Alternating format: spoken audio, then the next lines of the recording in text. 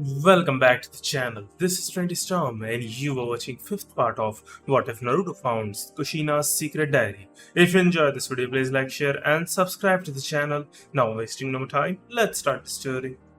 Perched atop a tree branch in Konoha, two figures dressed in red clouds and black cloaks observed the extensive damage the village had incurred during the battle. It appears that these lots have narrowly escaped total destruction. However, it appears that the damage was quite significant. "We could easily defeat them," said the tall man with the bandaged sword resting on his back. "Kisame, don't forget why we're here." The taller man scoffed as the shorter one remarked, "We must not draw unwelcome attention to ourselves." "Generous of you, Itachi, having lingering feelings for your old home?" Kisame, the tall man, smiled with his teeth like a shark and said. Itachi, the shorter one, felt his heart bleed for the state the village was in as he gazed out over the community. But he'd learned long ago to keep his real emotions hidden. "No, this village means nothing to me," Itachi spoke while glancing out with his Sharingan eyes.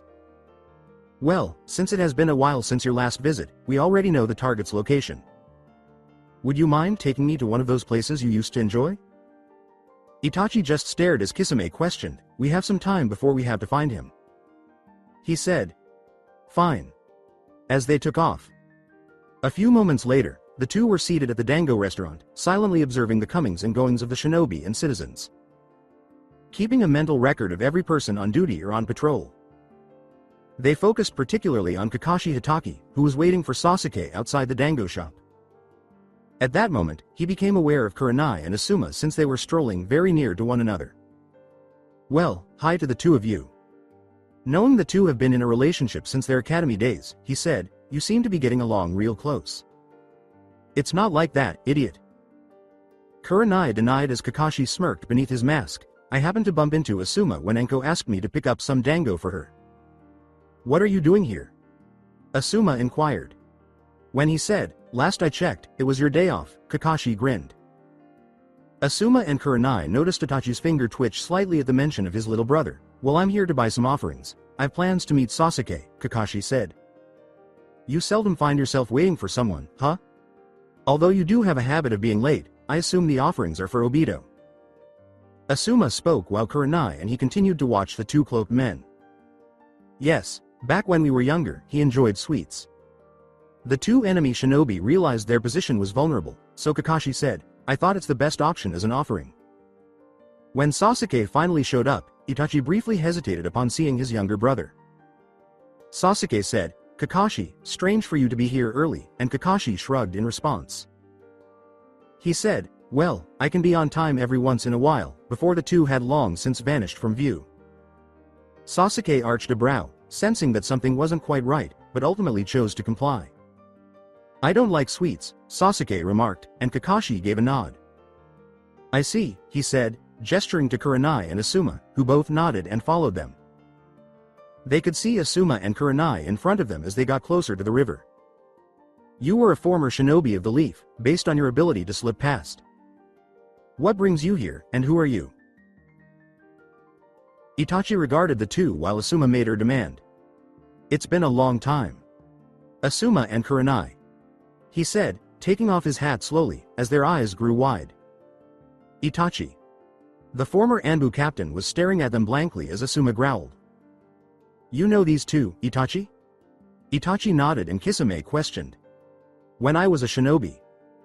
Kurenai Yuhi and Asuma Sarutobi, son of the third Hokage, the expert in genjutsu for Konoha. They are extremely strong shinobi. Kisame smiled as Itachi spoke. He said, taking off his hat to reveal his blue skin, dark blue hair styled like a shark's fin, small round eyes, and 3 gill-like marks under his eyes. "Well, I might as well introduce myself," he said.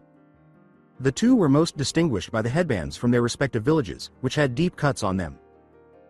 With a scowl on Kurenai's face, he said, "Name's Kisame Hoshigaki. I hope to be familiar with you hereafter." "I already know who you are, Kisame Hoshigaki. A former shinobi of the Hidden Mist, you are a Major S. ranked criminal in the bingo books suspected of multiple assassination attempts, and that of a feudal lord's," Kurenai said with a scowl. "Itachi." Itachi just stared at Asuma, saying, "You have a lot of nerve coming back to the village, especially after what you did." Boy, you sure are unpopular here, Itachi? Itachi just stared at Kisame as she spoke. Asuma, Kurenai, Asuma scoffed as he told them, I have no intention of harming you, as long as you don't get in my way. That's a daring declaration from you, the assassin of his clan. However, that raises the question of why you are here. Why are you going back to your former village? Itachi just looked at Asuma with his Sharingan eyes, asking nothing. Kisame pulled out his sword and brought it down hard. Hey Itachi, this guy's starting to get really annoying, can I kill him? It appears that we won't be able to get away with it. Still, Kisame, don't go overboard. Your jutsu is very distinctive. Kisame smiled and Itachi gave an order. Kisame quickly advanced on Asuma, who was able to draw his combat knives and deflect the massive sword, while Kurenai briefly appeared through hand signals before gradually disappearing. This is Genjutsu, Itachi said, seeing Asuma strain to keep Kisame's heavy sword in check.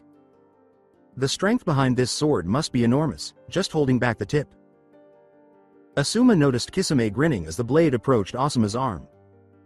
Thing about my sword, Samahata, it doesn't cut like other blades, he spoke while the blade, which was covered in bandages, was pressing against Asuma's shoulder. When he pulled away, the blade tore into Asuma's skin. It shreds. He exclaimed, revealing beneath the bandages what appeared to be downward facing scales rather than a steel sword. But that's when Kisame noticed that Itachi, who was standing motionless, was surrounded by a tree, and the ground beneath his feet was starting to swallow him up. What the? Asuma smiled and Kisame yelled. He said, about time, Kurenai, as a woman emerged from the tree and aimed a kunai directly at Itachi. As she proceeded to stab Itachi, she exclaimed, this is the end, Itachi.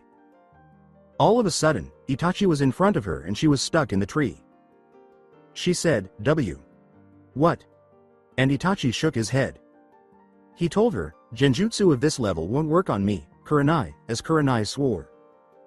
She realized, this is a reversal Genjutsu, as Itachi pulled out a kunai and lunged toward her to stab her. She managed to break free from the Genjutsu, but not before biting her lip so hard that blood flowed from it. She barely had time to stop his kick before being flung back into the river. Kurenai.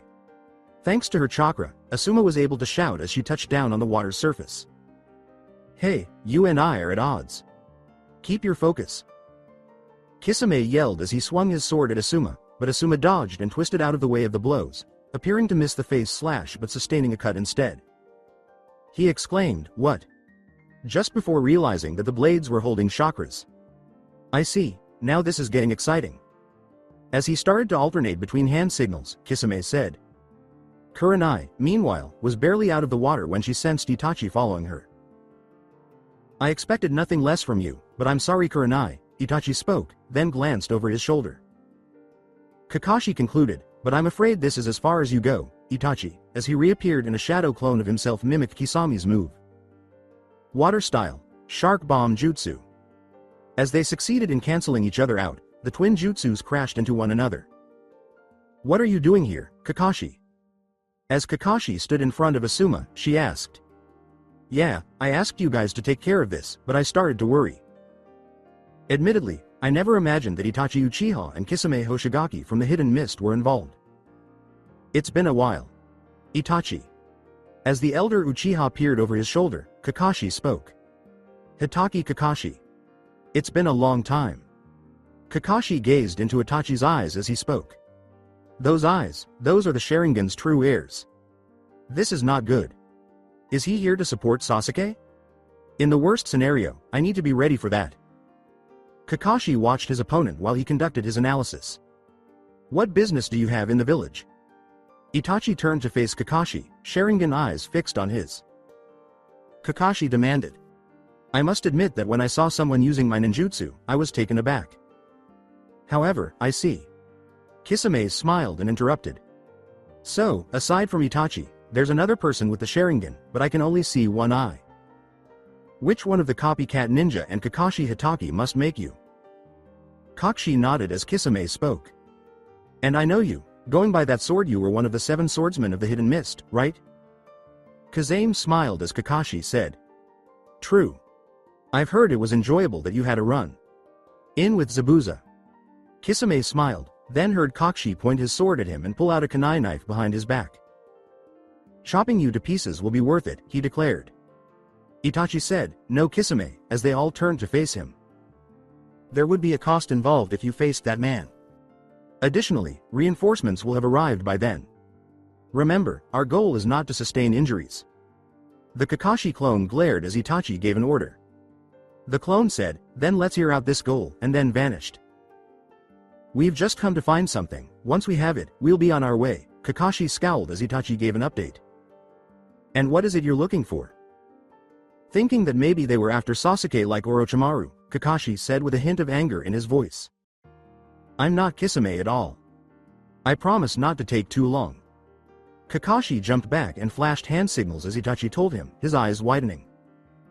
Itachi pulled out several shuriken and he yelled, "Water style, water barrier." But it was a ruse as several water spikes shot into Kakashi's barrier as they deflected the attacks.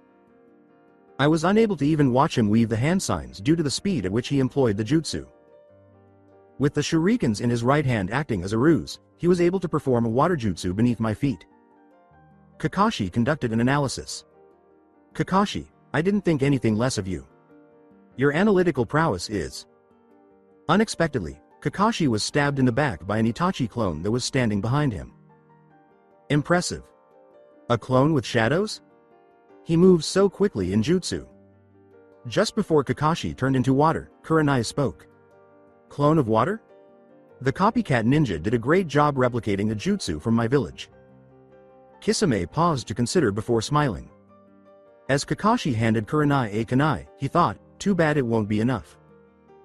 She remarked, "Nice one, Kakashi," just as his eyes grew wide and he grabbed Kurenai. "Get down, that one's a clone." The clone exploded as Kakashi told her as he tackled her out of the way. "Kakashi." "Kurenai." Asuma leapt toward them and yelled. The back of Kakashi's flak jacket was slightly burned, indicating that he had protected Kurenai from the explosion when the water vanished. "Kakashi, are you alright?" Kakashi nodded and Kurenai asked. Kakashi turned to see Itachi staring at them and said, "I'm fine." Who would have thought he would use the same jutsu Naruto used? But then again, Itachi was made Enbu captain when he was only 13 years old. Itachi told him as Kakashi scowled, "I'm impressed that you've managed to master the Sharingan to this extent, despite the fact you don't possess Uchiha blood." He's right, the Sharingan in my left eye drains my chakra and stamina, but I might as well be a novice compared to him, a true-born Uchiha. Itachi closed his eyes and said, "But there was a reason the Uchiha were once deemed the strongest and most feared shinobi clan. Allow me to show you the true power of the Sharingan." Kakashi's eyes widened as he slowly opened his eyes. Asuma and Kurenai closed their eyes, but Kakashi kept his Sharingan eye open, yelling, "Both of you. Close your eyes. Right now. Do not open your eyes under any circumstances, either of you. If you look into his eyes, this will all end." Kakashi said, maintaining his Sharingan focused on Itachi, whose eyes had turned different. His Sharingan had transformed into a three-pointed shape that curved around the pupil, in place of the three tomo that the mature Sharingan had.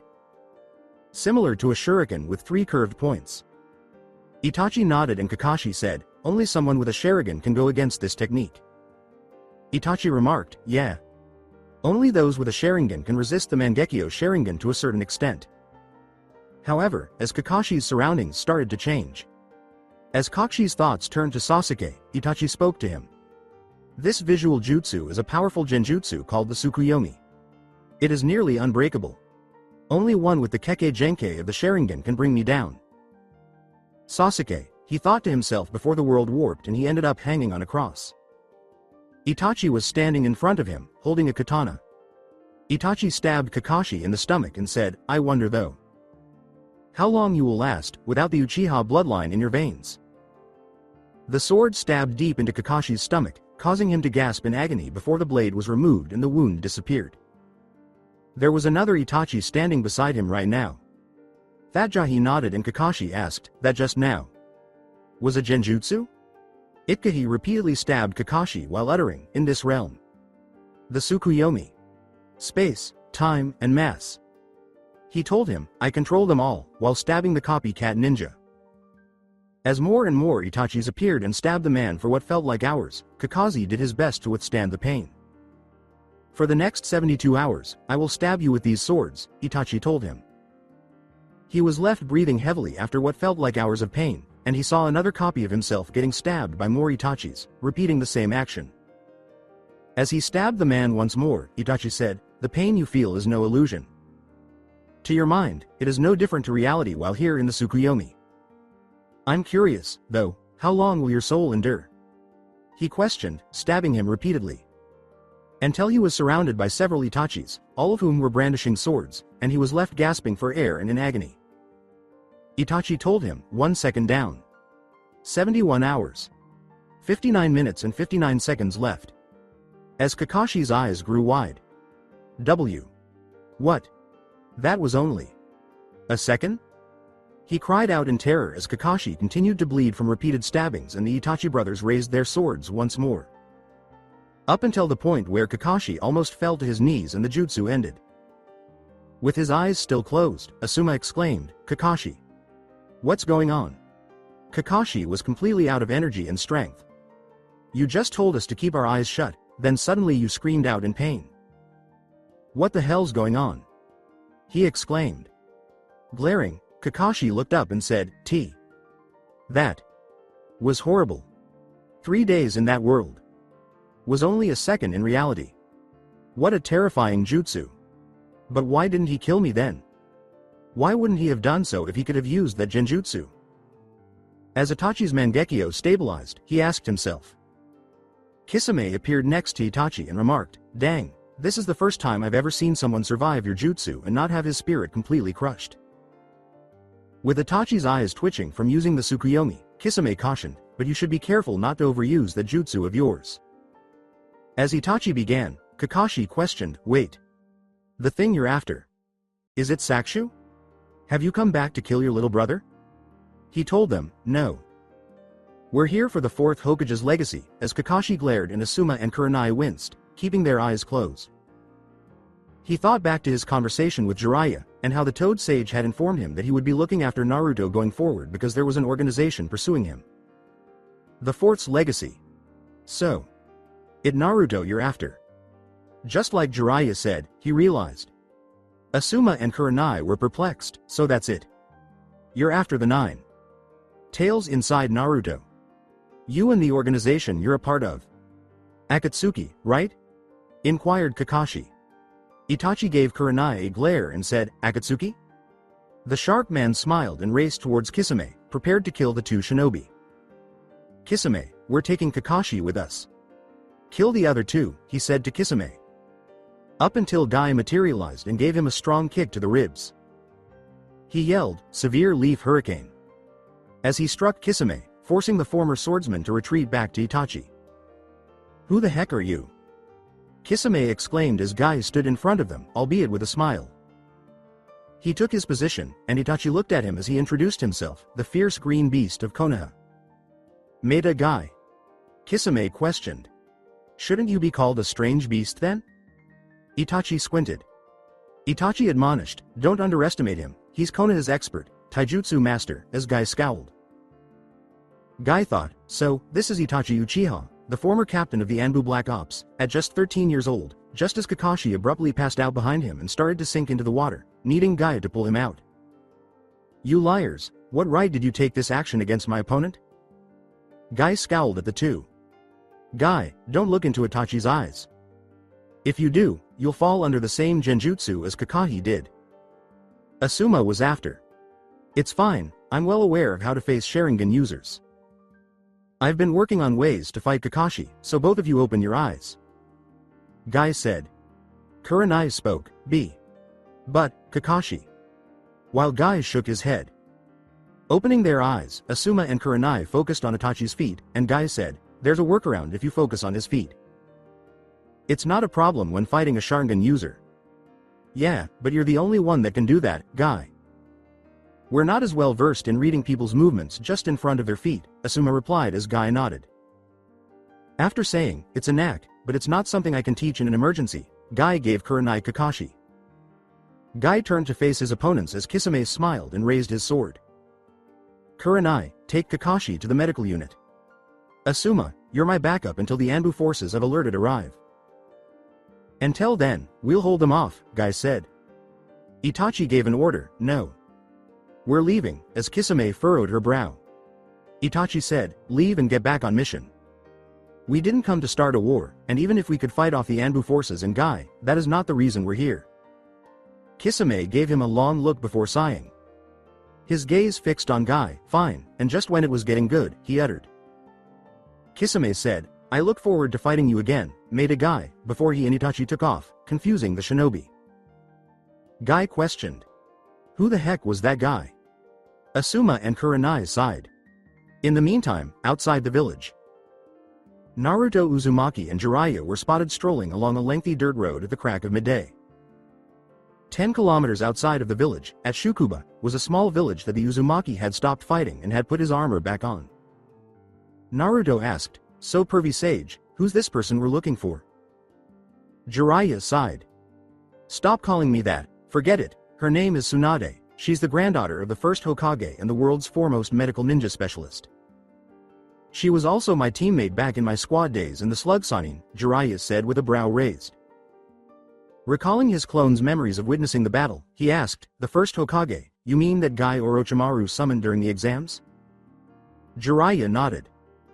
As Naruto nodded, he lectured the boy, the same, although she is the last of the Senju clan, as most of them died out during the wars. Kind of like the Uchiha and the Uzumakis. He questioned, I see, can she do wood style like him? Jiraiya shook his head in response. No, as I said, the wood style was a technique only the first Hokage could perform. For some reason, it was never passed down to his descendants and it was decided that it was a unique ability only he had, he said with a nod. Jiraiya sighed and Naruto said, I see. In any case, if she's a renowned medical ninjutsu specialist, do you think she can heal bushy brows and the old man? Reluctantly nodding, Naruto heard him say. She might be able to heal the Lee kid. The old man, however. What happened to him can't ever be fixed. Jiraiya turned to face the boy and he said, I see. So, once we find her, we just have to ask her to come back, right? But why did she leave in the first place? It's not my decision to tell you, she's been through stuff that is not my right to say. If you want to know, you can ask her. But we have to convince her to come back first, and I'm hoping our winning personality can win her back over, Jiraiya said with a brow raised. Jiraiya's eye twitched and Naruto said, if a regular woman won't go for a pervert like you, I doubt she will too. With a little twinkle in his eyes, he said, harsh brat. Real harsh. So, aren't you curious about the new jutsu I plan to teach you? He said, yeah? What are you going to teach me? Before gathering his courage, he stopped and looked around. Sorry, a force of habit. I like learning new jutsu, is it one of? He said, my dad's? And Jiraiya nodded. He held up his hand, revealing 3 fingers, and said, it was a jutsu that took your father 3 years to develop. It is the ultimate jutsu in shape transformation. He added, and it took me 3 months to learn, to which Naruto's eyes grew wide. He said, whoa. So, what is it? Just before they saw the town in the distance. Jiraiya said, I'll tell you later, for now, we're here, as they entered the village. He told him as he and Naruto entered a hotel, this is Shukuba village, this is our first stop on the way to one of the villages my contacts said she'd be in. We'll rest up here and then head out in the morning, raising a doubtful eyebrow in the process. Naruto scoffed and said, you're not just here to chase some tail, are you? Jiraiya laughed. You have to show me more respect than that.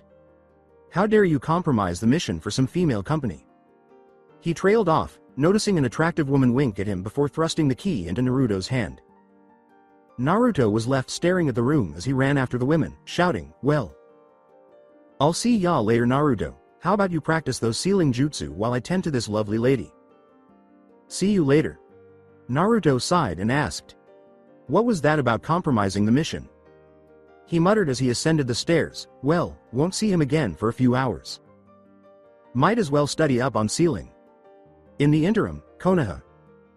In order to help him gain better control over the Chidori, Kakashi was meant to meet Sasuke at the training grounds. Sasuke was traveling to see Kakashi.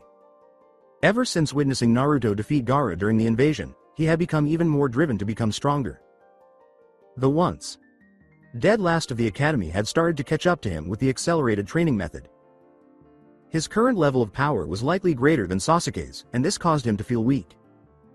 Indeed, he was ejected from the contest and was unable to confront Gaara. However, an inner voice informed him that he was in no position to defeat Gaara, particularly after he assumed that demonic shape. He remembered the blonde from the Chunin exams behaving foolishly and then the present Naruto who exuded confidence. And yet, Naruto beat him. The way Naruto overtook him and gained so much strength was infuriating. His training advantage came from more than just the clone technique. No, another thing was at play. Something inside him that he was unable to comprehend. I need to gain strength and more power, he thought, remembering his brother standing over their clan's corpses on the night of the massacre. Itachi, I will kill you, I will avenge them. Sasuke clenched his fist and vowed. Before he knew it, he had reached Kakashi's apartment and was going to knock when he saw the door was unlocked. As soon as he entered, he saw Kurenai, Guy, and Asuma gathered around Kakashi in his bed. Confusion gripped Sasuke as Guy waved him away. Kakashi? Why is he asleep? And what are Jonin doing here, what's going on? He asked. Guy attempted to con him, saying, it's nothing, Kakashi and I just got into one of our rivalry matches, just before Aoba Yamashiro stormed into the room. The other Jonin grimaced before Aoba looked down to see Sasuke's face slowly changing from confusion to pure anger. Is it true, Itachi Uchiha was seen in the village and that he's after Naruto Uzumaki? He asked, not realizing Sasuke was in the room. Kurenai muttered, idiot, and Sasuke quickly fled the room. He drove as quickly as he could down the street in the direction of Naruto's apartment. Sakura staggered out as he hurriedly opened the door, dropping a box covered in purple cloth. Sasuke. Kun? Sakura shook her head and he said, Sakura.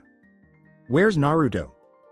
She never had a chance to finish because he fled from her and headed in the direction of the few places where Naruto would be. I don't know, I only got here. I wanted to leave him some sweets, but he's not. Itachi is back, but why at this time? Why is he pursuing Naruto, too? Naruto thought of his brothers sharing denies and swore, running faster, this doesn't make sense, but even against Itachi. He has no chance at all. He quickly reached Ichiraku Ramen by bursting through the flaps. Naruto! He exclaimed, but to no avail. When Tucci looked up from his cooking, Sasuke exclaimed, damn it. Old man. Where is Naruto? Naruto, If I recall he was here yesterday with that Hinata girl. But then Master Jiraiya came and told him they were heading out of the village on a mission. If I recall, their first stop would have to be the post station village just a bit out of town, Ayame. What's the name of that post station again? She said, Shukuba, and he nodded. He said, right, Shukuba, that was it, while Sasuke swore. Tucci hummed as he said, damn it, this Jiraiya, he's one of the Sannin, right? What does he look like? He exclaimed, if memory serves me correctly, he's a large man with long white hair and... Hey! As Sasuke ran out of the shop. Tucci muttered, rude, it's polite to at least sit down and have a bowl of ramen after one answered his questions, to which Ayame laughed. Sasuke bolted from the gate, hurried past the checkout post and toward Shukuba town. Thanks to the training he had received during the month. Long break, he ran as fast as he could, saying, Shukuba, it's not that far. All he could do was hope to arrive in time. Itachi, I will get my retribution today. Sasuke cursed as he raced toward the town. In the meantime, Naruto's room in Shukuba town. Sitting among his numerous clones, Naruto studied the fundamentals of sealing jutsu. It was not as easy as one might think to master the art of sealing. In order to seal one object inside another, one must possess a thorough understanding of seal construction and sealing formulas. During his training for the Chunin finals, Naruto spent a month teaching some of his clones the fundamentals of sealing jutsus. However, it appeared that there was much more that seals could accomplish and that sealing objects inside other objects was just the tip of the iceberg. For instance, fusing sealing jutsu and barrier ninjutsu to produce a sealing barrier that could be utilized to contain strong entities. Then there was the matter of mastering sealing formulas, which could yield a multitude of effects. For example, one could be able to employ seals to track an opponent over great distances or to create miniature barriers. Given that both his mother's and father's clans were regarded as experts in the sealing arts, Naruto was even more motivated to learn about seals than he already knew. Who knew there was so much more to sealing jutsu than just putting a kunai in a scroll? Makes me want to master this art, Naruto said aloud. Tell me about it, and Mum's clan was so good at this stuff her homeland was wiped out because of it. A clone replied. As Naruto nodded, the clone said, makes me wonder if we can even measure up to them. Given the fact we kind of slacked off in study. Naruto took out his parents' picture and grinned at them, saying, yeah, well we're making up for it now. Besides, we won't just measure up to them. We'll surpass them and make them proud. He told the photo, that's a promise, and went back to his studies. He sighed when he heard a knock at the door. Well, that was quick, he remarked as he stood up and chased the clones away. He approached the door and said, she dumped you already? He trailed off, told Ya you wouldn't be able to charm them when you're A, as he opened the door and saw a pair of eyes that were recognizable as Sharingan red staring down at him. There were 2 red eyes with 3 tomo in them, but it wasn't Sasuke. Looking up at Itachi Uchiha's face, Naruto realized that this was someone else. That's the Sharingan, but who is it? Before Kisame emerged from behind Itachi, he had this thought. Kisame grinned and said, so this kid's the one with the 9 tails. Kind of small, ain't he? As Naruto's eyes grew wide. Itachi cast a downward glance at the young one, and Naruto thought, they know about the 9 tails, not good. He started to say, Naruto Uzumaki. Can you please come quietly with us? But Naruto slammed the door in his face before he could finish. Kisame questioned. Did that kid just slam the door in our face? Yes, he did, Itachi uttered just before Kisami's massive sword shattered the door and pinned the boy beneath it. You little shit. Kisame exclaimed as he turned to see the boy giving the bird to him at the windowsill, his bags on his back. He then heard a whistle. With a smile, Naruto said, later asshole, and leapt out, the clone beneath him grinning.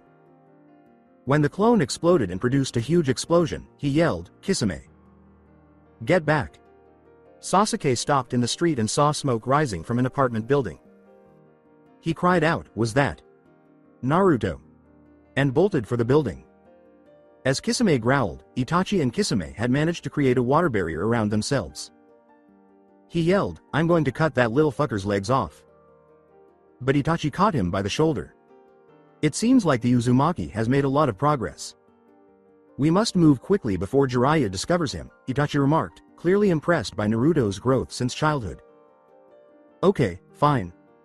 But when we find him, I'm taking his legs, Kisame uttered as he trailed Itachi and the boy out the window. In the meantime, Naruto was searching for Jiraiya by running across rooftops. He reviewed all of his knowledge. That guy back there wasn't Sasuke, but he shared Kakashi Sensei's level of Sharingan eyes. However, as far as I can remember, Sasuke declared that he wanted to exact revenge on his brother, so that had to be him. All of the Uchiha were eliminated. Oh no, I have to find Pervy Sage ASAP. As he looked for the elderly pervert, Naruto made an inference. He heard, Naruto, out of nowhere and saw Sasuke leaping to the rooftops. He stopped on the roof and said, Sasuke. What the heck are you doing here? But Sasuke grabbed him by the hoodie. Whoa. Sasuke, what the heck? With a blink of his eyes, Naruto asked the boy, where is he? Where is Itachi? Naruto asked, what, so he was your brother? As Sasuke's scowl deepened, he yelled, where is he? I have to find him. As Naruto succeeded in severing his hold. He turned to face the Uchiha, who simply gave him a glare, and said, we don't have time for that Sasuke, that guy, your brother, he's not alone. And I don't think either of us is ready for him. With anger in his eyes, Sasuke yelled, you don't understand, I have to find him. He needs to pay for what he did. When they felt a shadow fall over them and looked up to see Kisame smiling down at them, he stopped and said, but Sasuke. As Sasuke and Naruto turned to see Itachi standing not far away from them and staring at them with a cold expression on his face, he shouted to their right, well, you didn't get very far, brat, and who's this? You made a friend. Hey Itachi, kid kind of looks like you. Itachi said, long time no see. Sasuke, with Sasuke's hair casting shadows over his eyes. With a voice that was almost eerily calm, Sasuke said, Itachi. Then, he glared at him, his two-patterned Tomo Sharingans igniting and turning his eyes blood-red. I will kill you. He yelled, clutching his wrist as a flood of memories about his family's passing passed through his mind. He was glaring. Sasuke merely clenched his fist, defying Naruto's attempts to reason. Sasuke. We have to go. Right now. Sasuke yelled as the Chidori sparked around his hand. I've been waiting for this day my entire life. I've hated you since that day. I've lived only to hate you. I've survived only so that I can kill you myself. As Naruto looked at the jutsu, sparks of electricity began to form around his hand. How in the world is that a jutsu? Since this was Naruto's first encounter with the Chidori, he inquired. Itachi observed, I see you've been busy, Sasuke. The Chidori. Naruto was staring at Sasuke when he tugged on his collar. As he charged in the direction of his brother, Sasuke exclaimed, Itachi, I will have my revenge. While Sasuke raced past him, tearing up the ground with lightning ripping around his palm, Naruto yelled in vain, Sasuke wait. Sasuke yelled, die. And aimed straight for Itachi's face. Just as he was about to make a huge hole in the concrete, Itachi grabbed his hand and redirected the attack to the side of the next building. Naruto looked in shocked awe, and Itachi just looked down at his brother's glaring eyes. He crossed his fingers and scowled. He just stopped the Chidori with his hand. Damn, this isn't good. He called out, Shadow Clone Jutsu, and conjured up multiple clones of himself. Not so fast, kid, Kisame bellowed as he leapt to his feet, putting himself between Naruto and the siblings. He hefted his sword onto his shoulder and said, I owe you a little payback for that exploding clone business. As his clones drew their kunai and channeled wind chakra into the blades, the chakra grew longer and sharper, and Naruto yelled, get out of my way. As Naruto peered at his clones, Kisame remarked, oh, that's interesting. You're smart enough to channel wind chakra into your weapons. I'm almost impressed. You bastard, Sasuke moaned while straining under his brother's hold. Itachi said, be quiet, and gave the boy a hard squeeze that broke his wrist. Sasuke screamed in agony as he fell to the ground and clutched his wrist. Sasuke was in excruciating pain, but Itachi was hurting even more. As his clones nodded, Naruto commanded, Sasuke. Crap, guys keep this guy busy, I'm going after Sasuke. With their kunai slapping at the shark. Theme Shinobi, they yelled, right. As they lunged towards the swordsman. Nevertheless, the wind chakra vanished, or rather, it was consumed, as soon as the blades made contact with his blade. What the heck just happened? Exclaimed one of the clones, only to be instantly dispelled by Kisame's sword. Another clone said, hey, why didn't the clone's memory come back to us? Kisame smiled. More than slicing people to ribbons, my sword Samahata loves to eat chakra, Kisame said to Naruto, his eyes expanding as the sword writhed under its bandages. That creature is alive. I see. So that explains why the clone's memories were lost. These guys are way too strong. That sword ate up the memories in the chakra. Naruto nodded to the clones, who nodded and flashed through hand signals. I need to grab Sasuke and get out of here, Naruto realized. They built a big stone wall on top of the roof and exclaimed, Earth-style, mud wall. But Kisame easily broke through it. Two more Narutos yelled as Kisame smiled, that ain't going to work on us, kid. As Samahata absorbed the chakra, they unleashed two water bullets at Kisame, who parried the attacks with his sword in a water-style water bullet maneuver. He didn't get a chance to say, I told you, kid, that stuff ain't going to work on, before a smoke bomb was hurled through the collapsed earth wall and filled the roof with smoke. Kisame exclaimed, a smoke bomb. As Itachi merely gazed with his Sharingan eyes. He observed as Naruto made use of the distraction to cut a hole in the roof and then another one behind him so that he could seize Sasuke and carry him off. Interesting, Itachi remarked as Naruto hurried down the building's hallway with Sasuke in tow. Sasuke moaned, let me go, idiot, as Naruto lifted him. He managed to push Naruto off him and yelled, I need to kill him. Don't interfere. Will you stop acting crazy, Sasuke? You saw what your brother just did to your Chidori. We don't stand a chance against those guys. We need to find Pervy Sage and get out of here. Naruto was arguing with Sasuke. Pushing Naruto aside, Sasuke yelled, "You don't understand. I have to kill him. He took everything from me, he killed my entire family, my parents, cut them down like they meant nothing to him." Just as Naruto grabbed his shoulder and whirled him around. "The guy just broke your wrist like a toothpick, and you think you can take him on? Come on, Sasuke.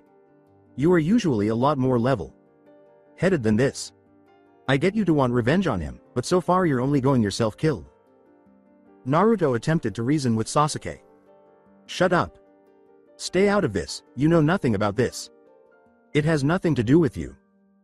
"He's right, you know," Kisame remarked as Naruto and Sasuke turned to face the smiling Kisame in their path.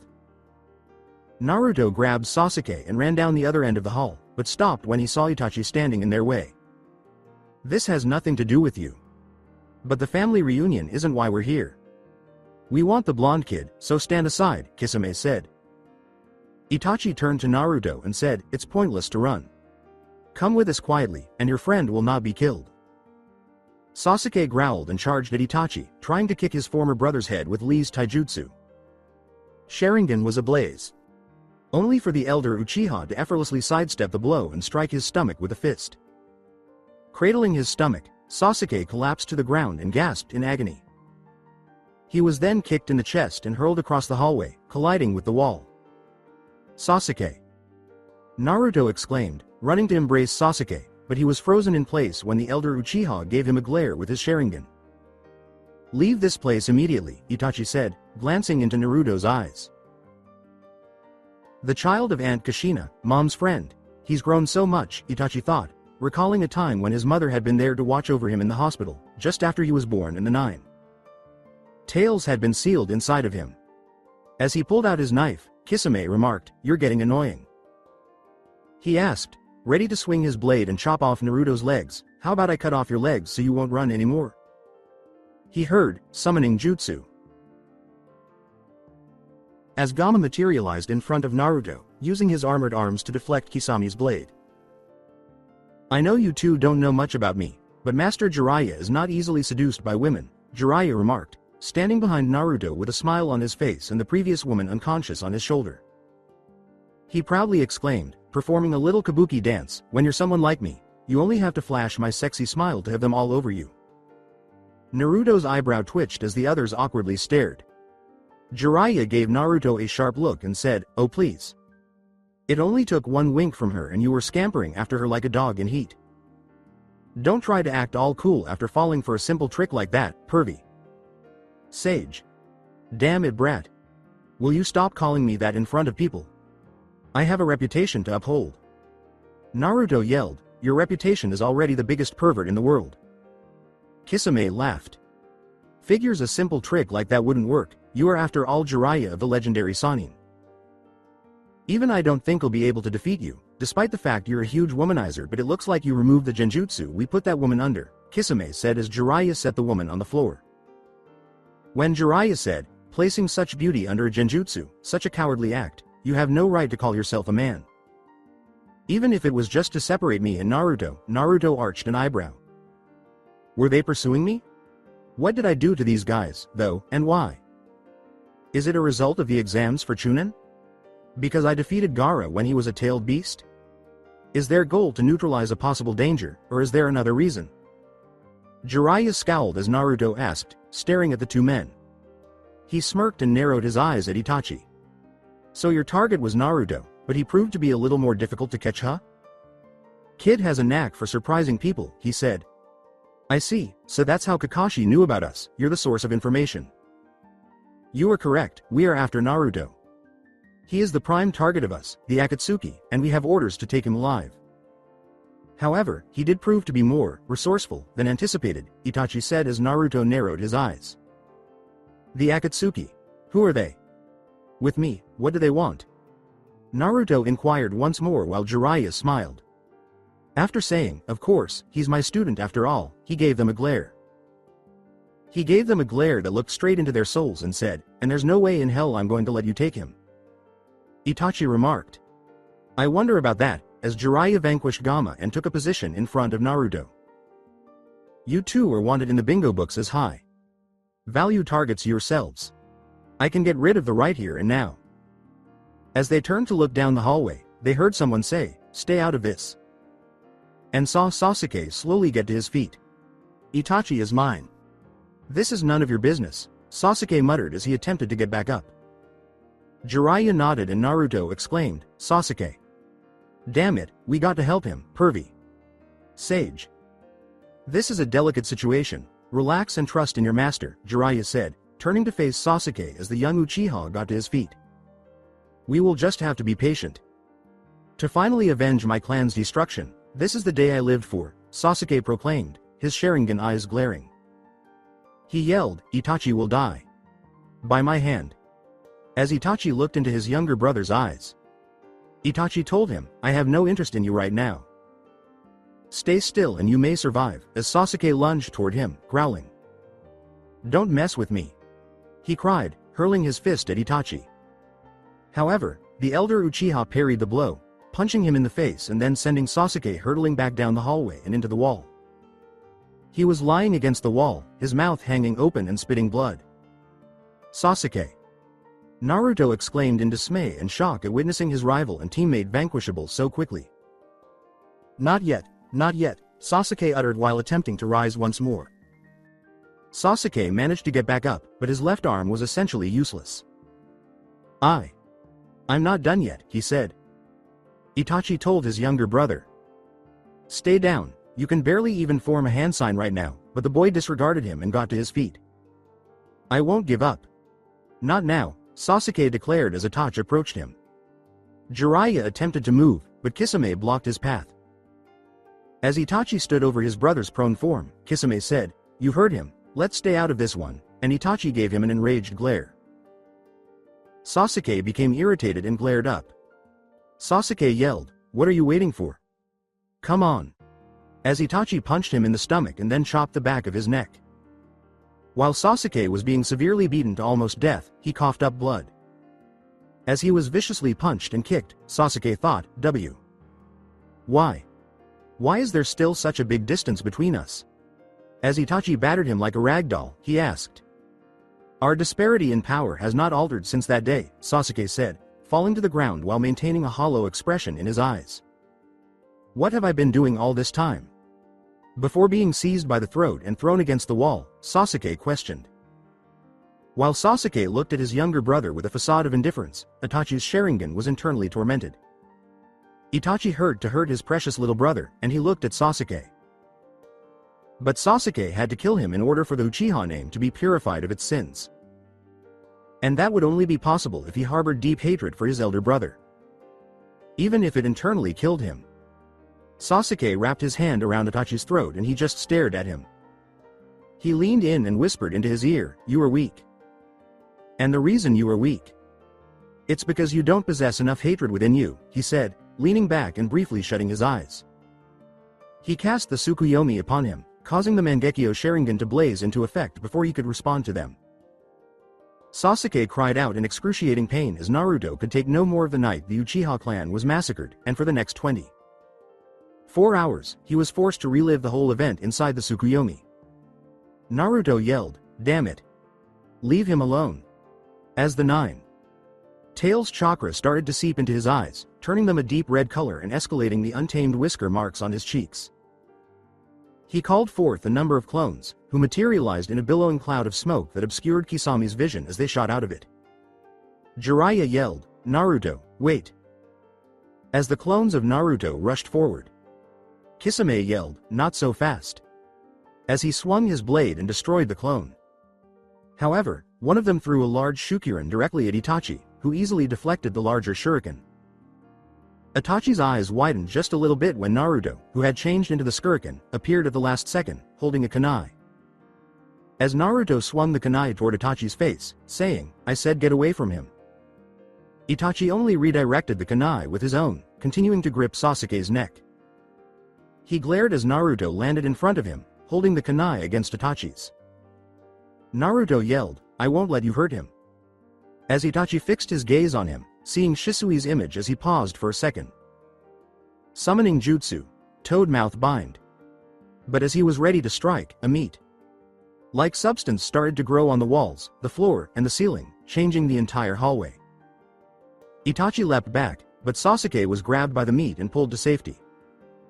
Naruto asked, his gaze shifting to the meat covering the walls, "What the hell?" Jiraiya, with his hands on the ground where the meat came from, uttered, "I've got you now." Kisame noticed that the fleshy floor was beginning to engulf him and cast his gaze downward. "I've summoned the stomach of one of the giant toads that resides in one of the caves on Mount Myoboku.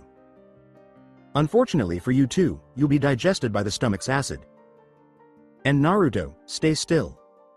You don't have to worry about yourself and Sasuke, this is my jutsu and I control everything," Jiraiya said while narrowing his eyes. He said to the former swordsman of the mist, "Kisame, let's go," broke loose, and chased after Itachi. Jiraiya yelled, "There's no point. No one has ever been able to escape this jutsu." As Kisame and Itachi bolted down the hallway, they surged forward, walls of flesh, ready to seize and devour the two intruders. Itachi drew his attention to the window in front of them and Kisame cried out, "Shit! They're coming right at us." But the walls of flesh moved more quickly. However, the elder Uchiha employed his strongest jutsu while closing his eyes. His right eye bled, black flames destroyed the window, burned the flesh surrounding the wall, and he broke free of the prison, yelling, "Amaterasu!" as his Mangekyo Sharingan flared. Jiraiya yelled, "Huh! What was that?" feeling that the flesh's wall had been compromised. As he and Naruto turned the corner, they saw a massive hole in the wall marked with odd black flames around the edges. "What the hell?" Gazing at the flames, Naruto spoke. Naruto stepped back and said, "Pervy. Sage, those don't look like ordinary flames." He would have been inquisitive in the past and gone up to the flames.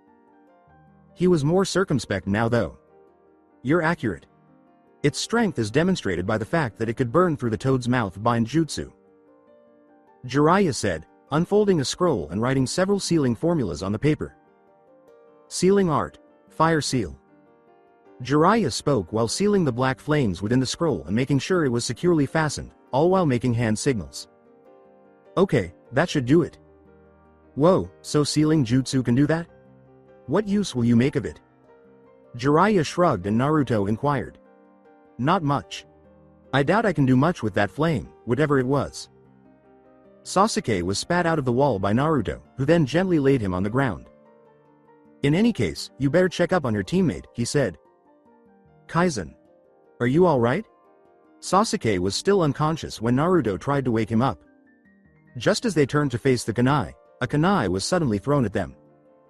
However, it missed and struck the wall at the end of the hall. Guy then ran up and kicked them. Evolving.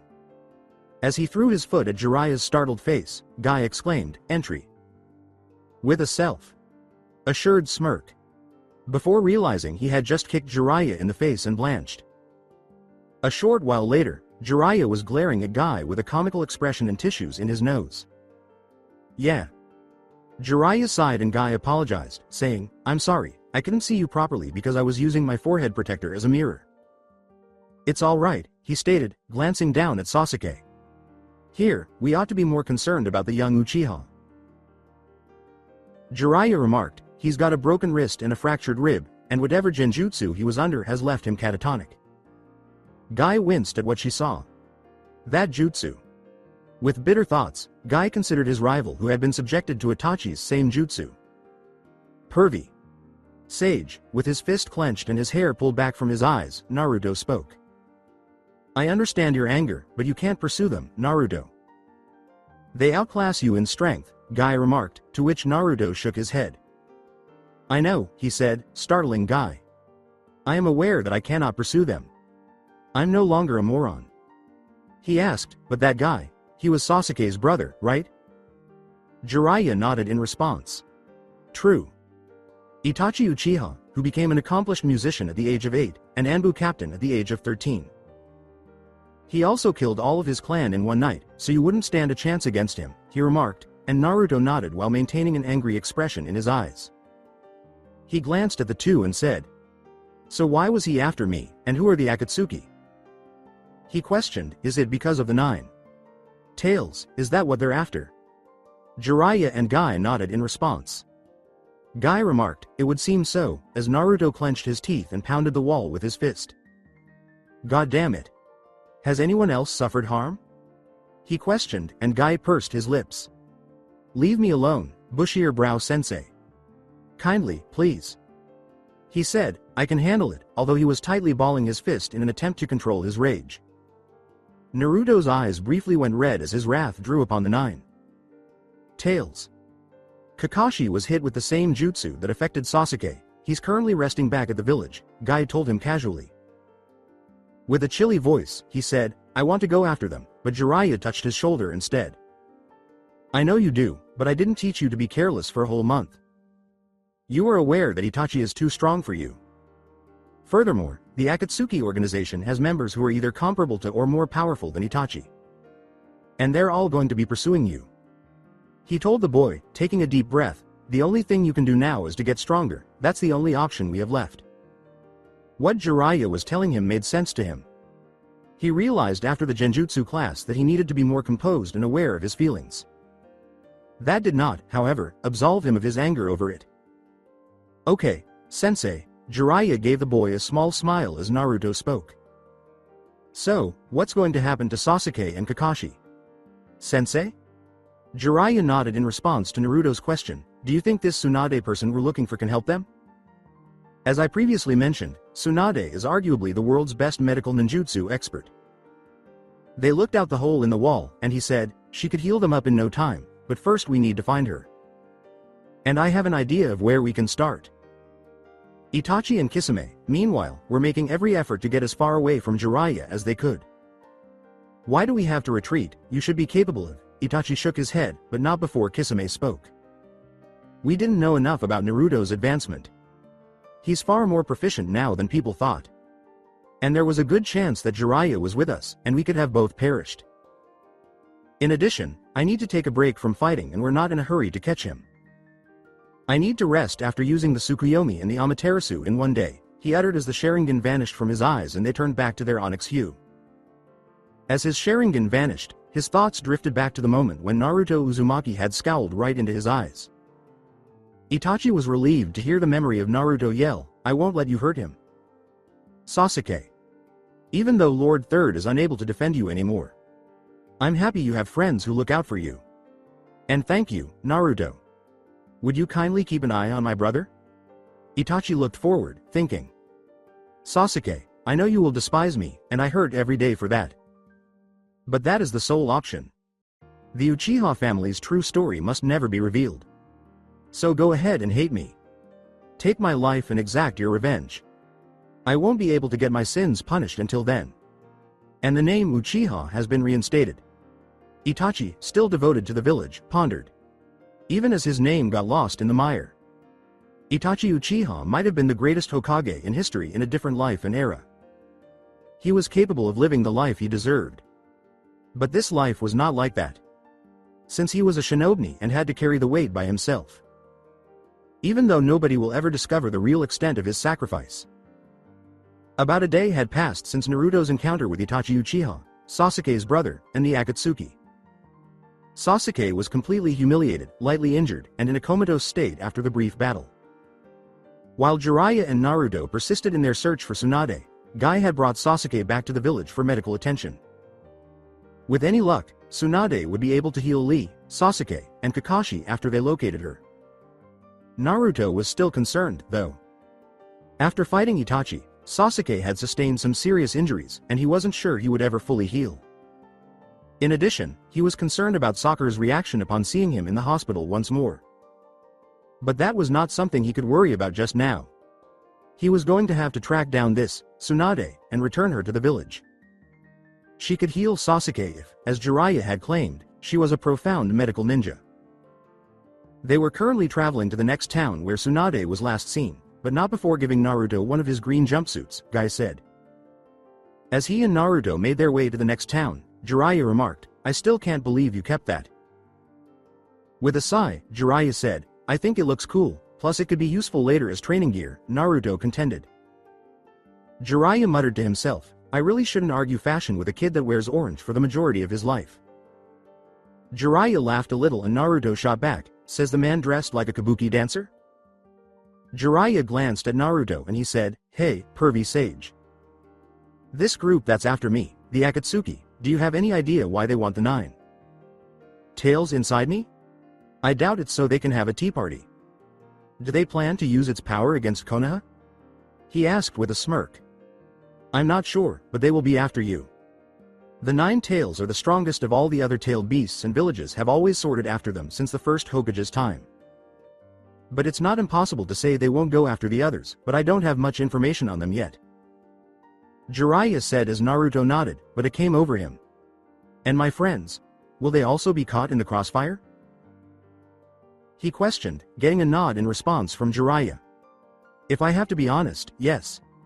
To get to you they may go through your friends. From what I know, their members consist of high-level shinobi, more powerful than you or myself. But the life of a shinobi is not one without risks, and they know what they signed up for. But don't worry, so long as I'm here, I will protect." Jiraiya saw Minato and Kushina's will inside Naruto as he glared with determination in his eyes. "If that's the case, then I just have to become stronger. I won't let my friends get caught up in this, I will protect them with my life." Naruto interrupted him with a smile. Jiraiya nodded, "Well said, kid," and Naruto gave a nod. "Now let's get a move on. The sooner we find Tsunade, the sooner she can fix up that Sasuke kid and your friend Lee." Jiraiya hummed to himself as Naruto said, "Hey, this woman we're looking for, Tsunade. Aside from being a medical ninja and the granddaughter of the first Hokage, what is she like?" "Well, like I said, she was my teammate back during my genin days. She was annoying and is a compulsive gambler, being well known in a lot of countries because of both her medical ninjutsu and her gambling addiction," Jiraiya said with a smirk. Jiraiya laughed and Naruto remarked, "Well, that will make it a bit easier. If she's a famous gambler it shouldn't be that hard to track her down, right?" Naruto was staring at the man when he remarked, "Oh yeah, she's famous all right. She's known far and wide as the legendary sucker." "You pervert. Not like that. I mean she's terrible at gambling. She has such bad luck, if she ever wins something it means something really bad is about to happen." Jiraiya replied with a sigh. His statement was met with a raised eyebrow from Naruto. Which was odd, because her grandfather the first was notorious for being extremely lucky at gambling. "Some say she picked up his habits from him," he said. Jiraiya nodded, and Naruto surmised, "Well, if she sucks at gambling, I doubt she stays in a place for too long." Jiraiya recalled her acquiring the jutsu years ago and said, "You would be correct, she has a habit of changing her appearance to hide from her debt collector. She may be my age, but she uses a jutsu that makes her look like she's in her 20s, 30s, or even 40s just to escape her debt collectors." Jiraiya nodded and Naruto said, "So, what? We got to look in every pachinko bar, casino, and gambler's den we can find?" He said, "Unfortunately. But, come on, I know a place that can help us narrow it down."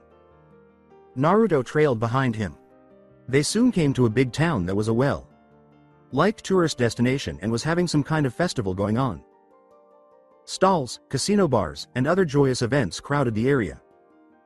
Naruto was taking in everything around him, as this was an event he had never attended.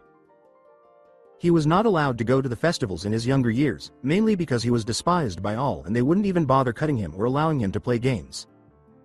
Naruto exclaimed, surveying his surroundings, "Whoa! This is awesome. I have never been to a festival before."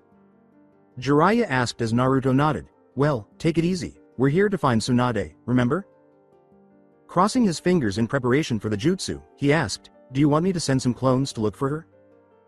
"No, my latest intel said she wasn't here.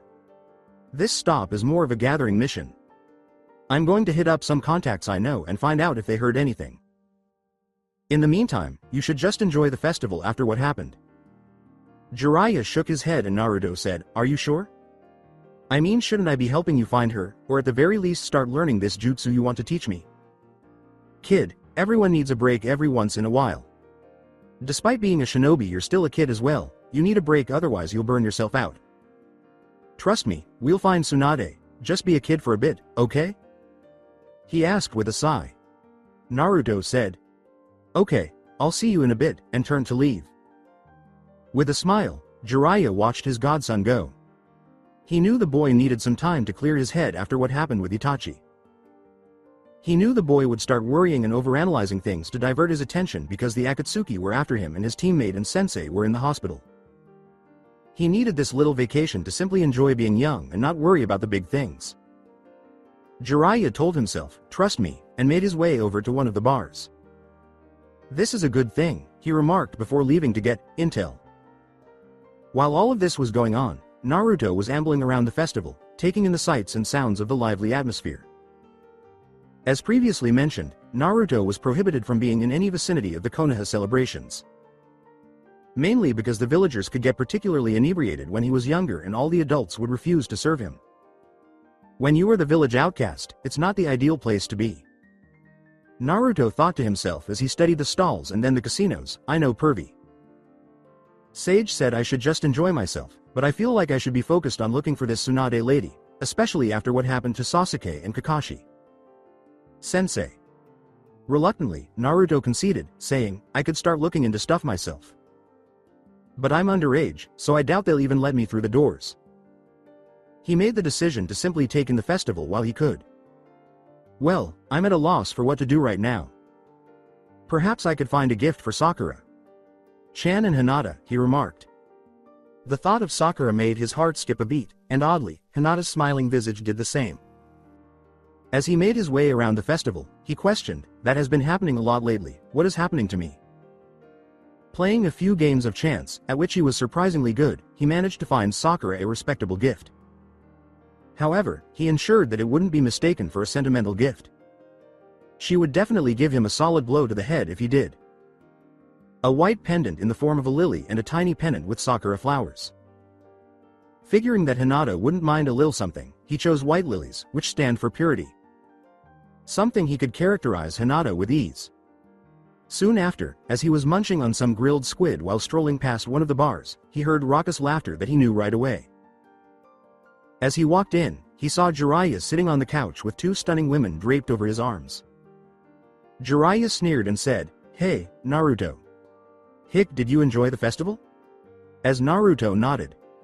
With an earnest smile, Naruto said, "It was fun."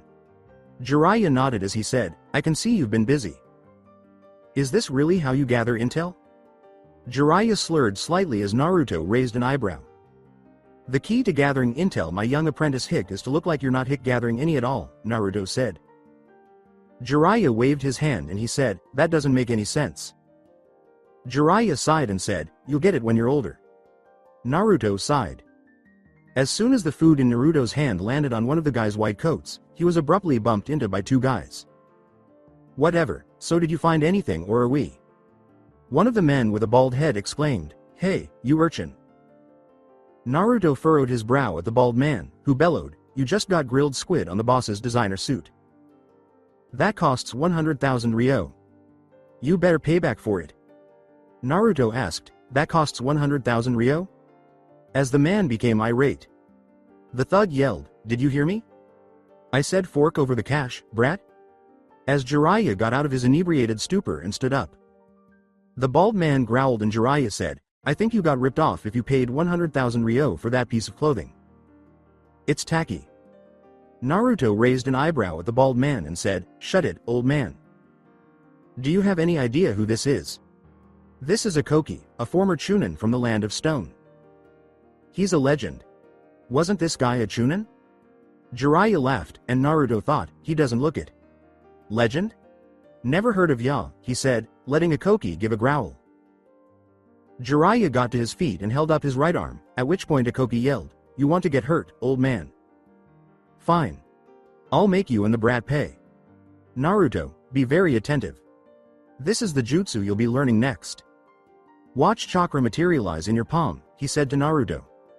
He watched as the chakra raged inside like a portable tornado, taking the shape of an orb. W. What jutsu is that? The chakra feels a lot like a hurricane in his hand. Naruto thought as the thug launched himself and his friend out of the bar and into a run. Down vendor's stand. Jiraiya had thrust the Rasengan into his chest, grinding his suit. When Naruto saw the Rasengan in action, all he could say was, "Whoa." As he caught one of the water balloons, Jiraiya said, "That is what you'll be learning next." "Oh, that's exactly what I need," he remarked as he approached the fallen thugs. The former Chunin asked haltingly, What did you do? Jiraiya grinned. He reached in and took his wallet, saying, I just saved your life, you're lucky I was holding back. You guys are weak, don't go making false claims about being shinobi, that's a quick way to get yourself killed. He said, I'll be taking this as a victory fee, and gave the vendor some of the notes.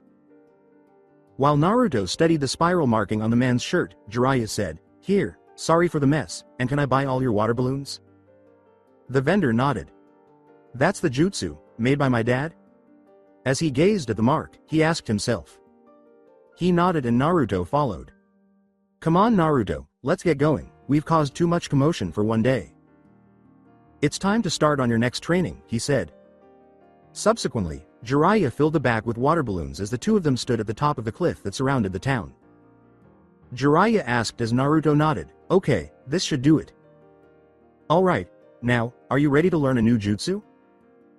Jiraiya nodded and he said, Yeah, but that jutsu you used on that guy before, that was one of my dad's. As Naruto attempted to concentrate on what he was seeing, Jiraiya said, Yep, but before I start teaching you, I want to know what the jutsu looks like to you. Describe it for me. It looked like you gathered your chakra in your palm, made the chakra spin around violently, yet it was contained in the sphere.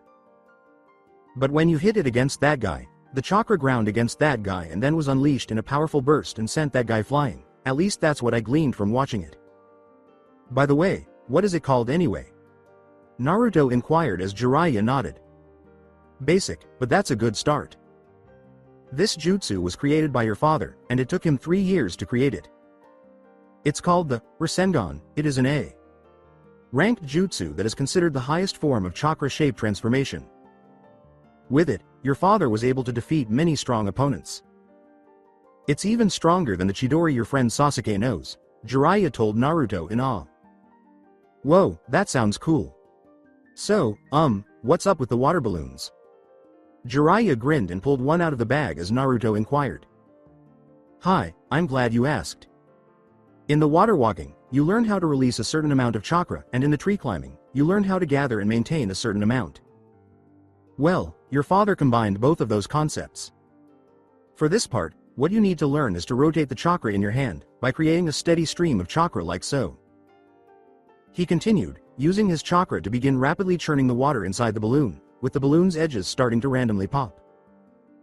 Once you've mastered this step, we move on to the next stage. I can't tell you how to break the balloon, you need to figure that part out on your own, he said with a nod. With a crossed finger, Naruto exclaimed, Okay, let's do this. He called forth about 20 different versions of himself, each of whom grabbed a balloon, saying, There's about 25 balloons in there. Shadow Clone Jutsu. Interesting.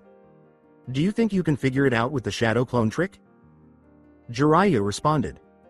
I have to warn you, this is not an easy jutsu to master even with the clones. It took your father 3 years to develop it and it took me months to master it as well. Think you can do better?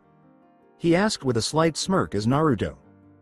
Naruto said, I have to try, if my old man created this then I have to master it too. As he attempted to burst the balloon with his chakra by focusing it on it. Okay, well while you do that, Jiraiya remarked, pulling a sake gourd out of his shirt and taking a seat. I might as well sit down and have a drink, he uttered. He yelled, Okay guys, let's do this. As the clones nodded and made an attempt to pop the balloon. Several hours later. It appeared to be far more difficult than they had anticipated, though. He succeeded in creating a spinning chakra inside the balloon. The balloon did not burst, and the chakra would only whirl inside it, even though they had improved their chakra control. Not as much as Jiraiya demonstrated to him. Jiraiya inquired, How's it going over there? While Naruto and all of the clones appeared irritated. As he watched the balloon gently swirl inside, Naruto exhaled deeply and remarked, I can't seem to make the balloon pop. No matter how hard I try it just keeps swirling around. He and his clones kept trying, and he said aloud, Okay, think. The Rasengan wasn't just swirling in one direction, it was going all over the place. There's got to be a way. With a raised eyebrow, Naruto said, Tell you what, I can give you a little hint. Now, when you've been spinning the chakra, which way is it heading? I think it's to the left, Naruto uttered as Jiraiya nodded, looking up at the top of his head before nodding again. He said, well, see, here's your problem. Your chakra rotation is a right not left, as Naruto furrowed his brow. Rotation? Right, see, as you recall from the chakra exercises, chakra is formed when a shinobi blends physical energy with their spiritual energy. But what you don't know is that everyone subconsciously builds up chakra by rotating it either left or right. If you're a right rotation and you're spinning the chakra to the left, you're just counteracting yourself, Jiraiya said with a brow raised. Jiraiya gestured to the top of his head as he asked, how did you figure that out? It's your hair, if it grows to the right, right rotation. To the left, left rotation. Pretty simple, but hopefully this should give you a better idea of how to rotate your chakra in the right direction, he said with a nod. Jiraiya laughed and he asked, cool, so a rotation was my dad's. Your dad was interesting, he had two of them in opposite directions, Jiraiya recalled from his time spent working with Minato to develop the jutsu. Really? Exclaimed Naruto, looking a little taken aback. Yep, it meant that he could rotate his chakra in either direction. It was one of the signs that he was a genius in the making. But don't let that discourage you, you'll become even stronger than him one day. I know it, he said with a grin on his face. He called out to the clones, that helps, okay guys, turns out we need to spin it to the right. Naruto shook his head and one of the clones exclaimed, ha. I told ya. He responded, yeah, let's just get back to this, to Jiraiya's slight amusement. The clones kept spinning the water to the right because they could now more easily rotate the chakra, but it was just swirling at this point, keeping the balloon from popping while stretching it into a flat discus like shape. As the sun started to set, this went on for a few more hours, and he was still unable to pop the balloon. He should have rotated his chakra more, but no matter how fast he spun the water in the balloon, it would not burst. Jiraiya said to the panting boy, I think that's enough for today, Naruto. You can try again in the morning, as he nodded and vanquished the clones. Okay, fine. I swear I almost had it. Jiraiya rolled his eyes at him. He said to his young ward, sure you did, now come on, as they returned to their hotel room. Naruto got up from his mat later that morning and staggered toward the restroom. He gave the landlord's cat a yawn and made his way by being passive. He murmured, hey kitty, as he proceeded to the restroom and carried out his business. However, he saw that one of the water balloons had rolled into the hallway as he was leaving the restroom, and the cat was now batting it between its front paws. He was about to stop the cat when the balloon burst, causing the cat to run off. Hey, that's not a toy, he exclaimed.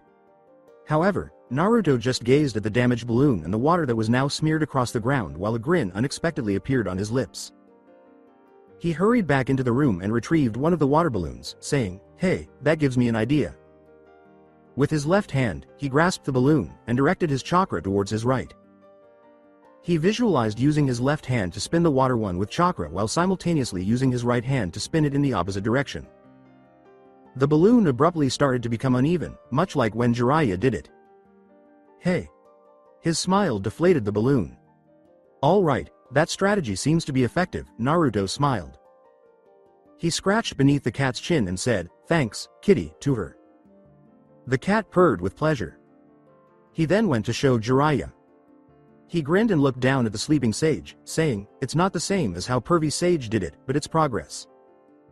Then he poured more water on Jiraiya's face and did it again.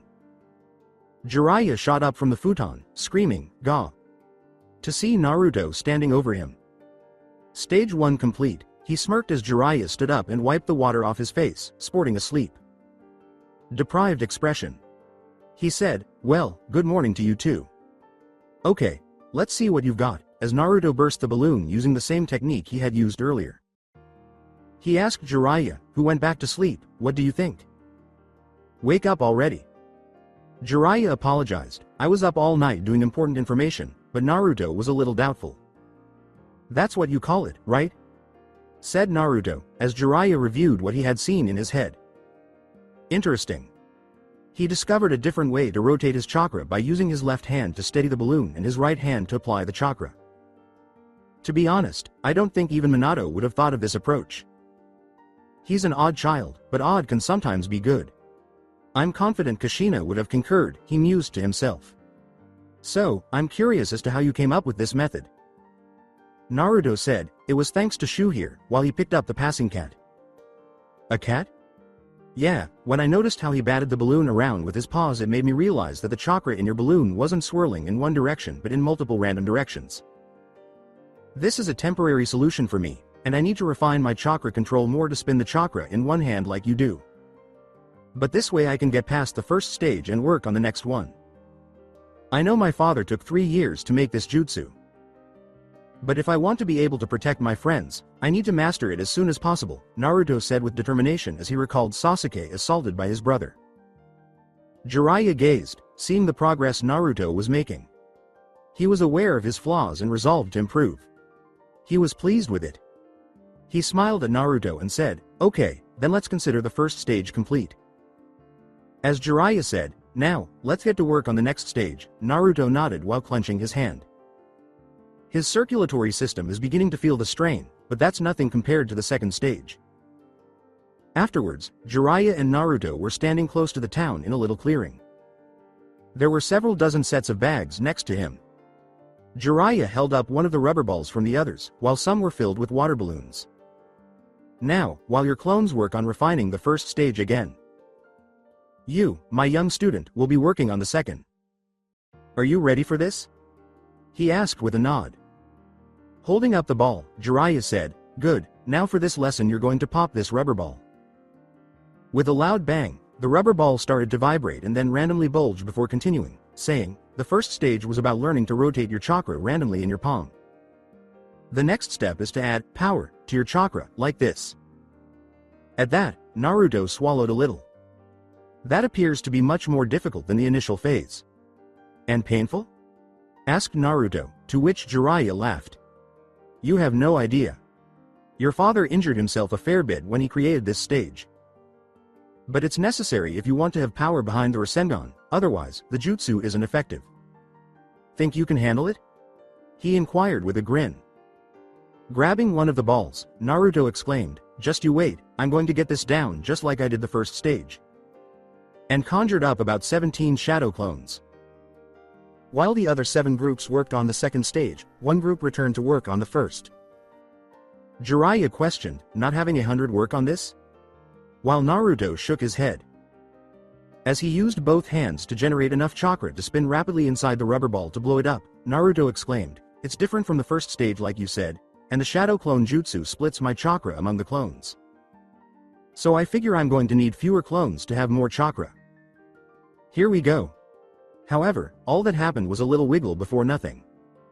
Jiraiya nodded as Naruto remarked, "Damn, I was right, it's way harder than the first stage." He, you can say that again. Without any water it's harder to gauge your chakra's rotation, that's part of the lesson here. Learning to gauge how much chakra you put into the Rasengan, Jiraiya said with a nod. "Yeah, but I ain't going to let that stop me. Let's go, guys." His clones exclaimed, "Yeah. And, alright. And, let's do this." As they focused on learning the second stage of the Rasengan, with the others attempting to perfect their initial movements. Jiraiya started to leave, saying, "Well, while you're doing that, I'm going to do more research. See ya later, kid." Naruto said, "Hey, aren't you going to stay and help me?" Jiraiya shook his head in response. His eyes widened briefly as memories of Sasuke being beaten by his brother flooded his mind. He glared and became focused and fierce. "Nope. If I gave you all the answers you'd never really learn. To be a shinobi is to learn to master some things on your own. If you can't, then you won't be able to protect the ones you care about," he told Naruto. "I won't let that happen," he reassured him as Naruto returned to his training, pressing his chakra harder than before into the rubber ball to keep it from resisting him. But nothing would prevent Naruto Uzumaki from becoming an expert in this field. Nothing. Konoha. After a week. Sakura, meanwhile, was back in the village, examining her teammate Sasuke Uchiha's unconscious form while fixating on his face. She looked more worried than before, her gaze falling on the curse mark on his neck. She became anxious all the time after learning that Sasuke and her sensei had both been admitted to the hospital. When she had last seen Sasuke, he was racing through the village in search of Naruto. Her stomach dropped to see that he was carried back on Guy. Sensei's back, for the sake of both Naruto and Sasuke, who hadn't come back with him. When Guy informed her that Naruto was okay and was still working with Jiraiya on a mission, she felt a little relieved. She was reassured at least that Naruto was safe. However, Sasuke was an entirely different story. The doctor said that Sasuke had been severely beaten by a powerful opponent. He broke his wrist and had internal bruises, but according to Guy, he was put under a strong genjutsu that left him unconscious. And he hadn't woken up since. Her soul worried about her crush and teammate, and her heart hurt. Since Naruto was also out there somewhere on an unidentified, top secret mission, it also caused her concern.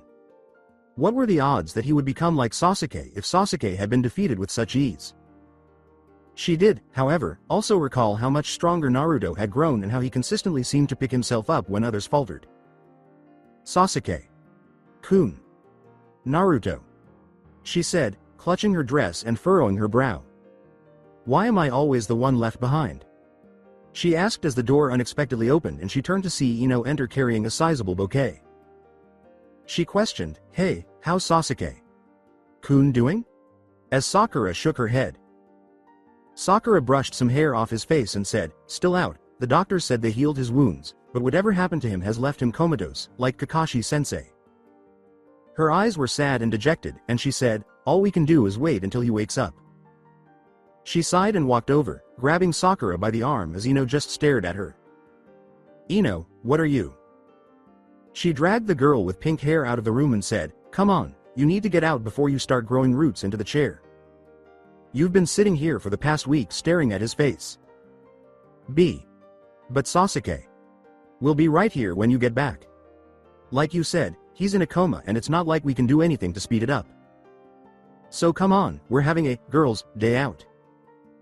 Get our minds off all this drama we've been dealing with, Ino said as she pulled an apprehensive Sakura behind. I guess so, Sakura uttered as Ino rolled her eyes and then noticed Hinata passing by. "Hey, Hinata!" exclaimed Ino, causing the Hyuga girl to flinch slightly upon spotting Sakura and Ino. As Ino shrugged and waved to Sakura, Hinata said, Ino-san? Sakura-san, hello. How is Sasuke-san? Hinata twiddled her fingers and Ino said, "Sakura here has been sitting by his bed for the past week, still unconscious. I want to get her out of her funk and take her to a tea house, want to come along?" Ino shook her head and Hinata said, I don't know, we haven't hung out before. I fear that I may be bothersome? It's fine, we all need a break from this whole dreary period we're going through. We made it through the Chunin exams and the sound invasion, we should vent and relax. Plus it would be nice of us to get together and chat about the good old days at the academy. The only time we've met up was during the exams, Ino said while Hinata was upset. As Ino grinned and pulled the two of them to the tea house, she said, Well, I don't have any missions today, Neji. San is away on a mission, and father will be busy with clan matters. Okay, I guess I can spare some time. Three of them later discovered themselves sitting on the bench beneath a tree at the neighborhood tea house. They sat in awkward silence, sharing a plate of wagashi and 3 cups of green tea. Sakura and Ino had resolved to set aside their small-scale rivalry, but they were still unable to communicate with one another. Furthermore, Hinata had avoided hanging out with other girls because she was not used to doing so and because the majority of them back at the academy had only ever talked about Sasuke. As they watched the villagers go by, a light breeze stirred the leaves above them. Ino decided to break the ice, saying, So this is a little awkward, huh? With a searing tone. I mean, me and Sakura haven't hung out since we were kids, and I can't even recall the last time anyone hung out with you, Hinata, no offense. Ino apologized quickly. She responded, No, it's quite alright. I'm not very good with other people, to Ino's relieved sigh. But it's fun, Hinata remarked, savoring the quiet. Yeah, but a lot has changed now, huh? Ino asked, getting nods from Sakura and Hinata. Sakura said, You can say that again, while the three were sipping their tea. First the Chunin exams, the invasion, and now the third Hokage retiring, something I never thought I'd see. It's all a lot to take in, huh? She asked with a wink. Tell me about it, so much is changing, Sakura said, gazing at the tree's leaves changing. It's still hard for me to believe we survived the invasion, Hinata remarked, recalling her concerns for Naruto during his battle with Gaara. Ino recalled waking up after the battle and witnessing all the destruction that had happened while she was unconscious due to the enemy's genjutsu. "Tell me about it. When I came to and found out about it, I was so scared," Ino said. "Makes me realize Dad and Sensei were right. I need to focus more on my training." Sakura remarked, "It was fortunate that our sensei were there to protect us," and Ino nodded. Hinata and Sakura turned to face Ino, who replied, "Yeah, thank goodness for them. Our senseis are strong, I can tell you that. But I tell you what, the most surprising thing out of all of this was Naruto. I mean, look at him. When we knew him, he was the annoying kid back at the academy screaming that he would become Hokage. But he's different." Sakura nodded as Ino and Hinata nodded, with Hinata blushing as she remembered how brave Naruto was. "I know what you mean, Ino. At first, I thought he was still going to be the same. But now he's different, not as impulsive as before and can take on a monster as tall as a building," Sakura said.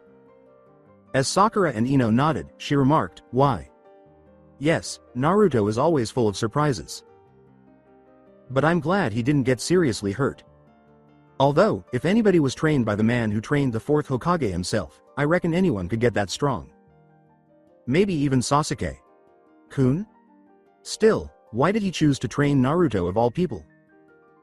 I mean, he was the weakest of all of us back at the academy, he could barely perform the Bunshin Jutsu. Now he uses the Kage Bunshin Jutsu that supposedly Jonin struggles with and can learn more jutsu in half the time thanks to it. When did he get so strong?" Ino asked as Sakura nodded and Hinata widened gaze. Sakura remarked, "Yeah. It's strange, huh? Can't believe how much stronger he's become," as Hinata clutched her tea. Hinata stated, "He was never weak," as Sakura and Ino raised an eyebrow. Hinata shook her head and Ino asked, "Say again, Hinata?" "Naruto-kun never showed weakness," she remarked, glancing at them. She recalled seeing him and said, "He has always been strong. It's just that no one ever really noticed him." Sakura and Ino listened as Hinata spoke. Everyone who ever saw him always thought so little of him, always saw him as someone to ignore or shrug off. But the truth is, Naruto-kun is one of the strongest people I know. Hinata grinned as she remembered how hard he had trained. "Sure, he isn't as talented as Sasuke, and he struggles with things the rest of us find easy," she said. "But he always gives everything he does his all, no matter how hard it is. It inspires me," Sakura added, remembering the time he refused to give up on the chakra control exercise back in the Land of Waves. She smiled and blushed slightly, saying, "I think Naruto-kun will become Hokage because he taught me how to find my strength." Sakura and Ino looked at the young Hyuga, blinking. They knew the girl had a thing for the Uzumaki because they had seen her act that way at the academy, but they had never seen her defend Naruto in such a way. It demonstrated her level of Naruto's influence, giving her a level of self-assurance and resolve they had never witnessed before. In addition, they saw that, unlike with Sasuke, the girl wasn't just crushing on him. This girl truly felt something for the fair-haired Uzumaki. Sakura nodded as Ino remarked, "Wow. I guess Naruto's not the only one that's changed." Ino remarked, "Look who's come out of her shell," as Hinata flushed and fidgeted with her thumbs. She apologized, "Sorry, I didn't mean to go on like that," and Ino dismissively waved her hand. Hinata let out a little eep and Ino said, "It's fine, no need to apologize. But it does remind me, how long have you and Naruto been buddy?" "Buddy? Last we checked he barely knew your name." The poor Hyuga girl blushed and leaned away as Ino questioned her, "Come on girl, spill the beans. We know something happened over the month break to get you two closer together. Spill. Give us the details." Sakura added, also curious, "I'm curious about that as well, Hinata, so you might as well just tell us." Hinata fidgeted, flushed. "Well, Naruto-kun came and visited me in the hospital during my recovery. At first, it was just a way to learn more about Neji, but then he started visiting more and more in." Blushing, she embarrassedly put her hands to her cheeks. "It's been the best time of my life, and the next thing I know we're hanging out more," the woman remarked, introducing Sakura and Ino before the latter smiled. "Well, congrats, girl. It's high time that Prick began taking notice of you." As Ino spoke, Hinata blushed more deeply but continued to nod. Sakura, on the other hand, was watching with an odd sensation in her chest. Yes, she was infatuated with Sasuke and Naruto annoyed her a lot, but when she heard how much Hinata was receiving attention from her crush, well, she was a little jealous, to be honest. She was happy for Hinata because she was a fellow maiden in love and her love was beginning to be noticed more, but she was also jealous that she was receiving more attention from Naruto because Sasuke rarely spoke to her for more than a few sentences, and that wasn't even taking into account their joint missions. She knew that Hinata loved Sasuke, but perhaps it was time for her to start appreciating her other teammate more, as she had a feeling that once Naruto knew that Hinata was in love, he might not be with her as frequently. Returning with Naruto. The first group managed to refine the first stage further, requiring him to place both hands on the ball to rotate the chakra around, but so far it only resulted in him making small puncture holes in the balls. Naruto was panting heavily as he held the rubber ball in his hand. For the last week and a half, he had been trying to make the rubber ball explode as Jiraiya did. But while his chakra control was better than it used to be, the Rasengan was harder than any jutsu he had learned before. Wow, this is a lot harder than I thought it would be, Naruto said, pausing between breaths to catch his breath. My dad made this jutsu, but it must have been a lot harder making it, he continued as he slowly stood back up and picked up another ball. He had dispelled his clones because he didn't have enough chakra, but he wasn't going to give up. In the week that had passed since passing the first stage, he had managed to improve his chakra control somewhat thanks to the clones' reworking of the first stage. However, now that he had to contend with the challenge of actually making his chakra burst, he couldn't muster enough power to make it burst, leaving behind a swath of deflated rubber balls. The rubber ball began to wiggle and bump as the chakra inside started to rage and surge in all directions. But just when it looked like it had reached its peak, Naruto put both hands on it and said, "Come on. This time for sure." It collapsed into a drooping rubber pile that lacked drama. This is a lot harder than I thought, but I know I must be getting close, Naruto moaned as he threw the ball away and placed it among the pile of defeated rubbers. His hands shook slightly and his palms were slightly signed from chakra exertion. As he approached from behind, Jiraiya remarked, "Well, you're making progress. It took your father more than a year to make his rubber ball explode. It's amazing that you accomplished this level in just 1.5 weeks. Even if using the cloning method, your father would have accomplished much more if he had possessed your levels of endurance and chakra. However, let me just say, how about I give you a little tip?" Jiraiya asked, causing Naruto to furrow his brow. "A hint? Sure, why not?" Jiraiya said, pointing to the boy who was drawing a tiny swirl on his palm with a brush. Why did you draw this on my palm?" He gave Naruto instructions to look at this paper as he did. "All right. Good," Jiraiya said, turning the paper over to reveal the other side, which also featured the same swirl in the center. "Now look at it," he remarked, directing Naruto's attention to the swirl. "Have you figured it out?" As Naruto stared, his mind abruptly clicked. He asked, "Aha. I understand. This time, I wasn't as concerned with the entire paper as I was with the swirl. Does this imply that I must focus my chakra on a single point?" He inquired, and Jiraiya laughed and nodded. "You understood. I said that going over those fundamental lessons again would help you understand. We had to put more of an emphasis on your concentration during the month that you were trained. Although it has improved, your mind, like your chakra, still has a tendency to wander." Jiraiya handed Naruto an ice pop and said, "But that's enough training for now, let's take a break." Naruto nodded and accepted the treat. "But if you focus on a singular point you'll be able to bring out the maximum power," Jiraiya said. "Thanks, pervy sage," he said, causing Jiraiya to scoff at the moniker. "So, what, did my dad take 3 years to make this jutsu?" As Jiraiya nodded, he asked. "Yes, he put in countless hours of work to create the Rasengan. Nothing could stop him once he set his mind to something," Jiraiya recalled. "It sounds really cool. Given how difficult the Rasengan is, it must have been the best jutsu he has ever made." Jiraiya laughed and Naruto inquired. "This is the issue." He blinked and said, "The Rasengan is incomplete." Naruto blinked. "What? Not at all. Given how challenging it is. How is it even possible to call it incomplete?" As Jiraiya recoiled from the outcry, he yelled, massaging his ear. "You don't have to shout because I'm right next to you. Wriggling a finger in his ear, Jiraiya remarked, "But yes, the Rasengan is one of his unfinished jutsu that he never got to finish." Having attained the pinnacle of chakra-shape manipulation, he intended to incorporate his own chakra element into the jutsu. But he never managed to do it. Even for him, it was too difficult. Naturally, Jiraiya didn't have to continue, since Naruto nodded. Oh, right. Then, what was it going to become if he never finished it? As Jiraiya shrugged, he asked. We'll never know, but it's possible that he had an idea of what it might develop into. Perhaps you will finish it?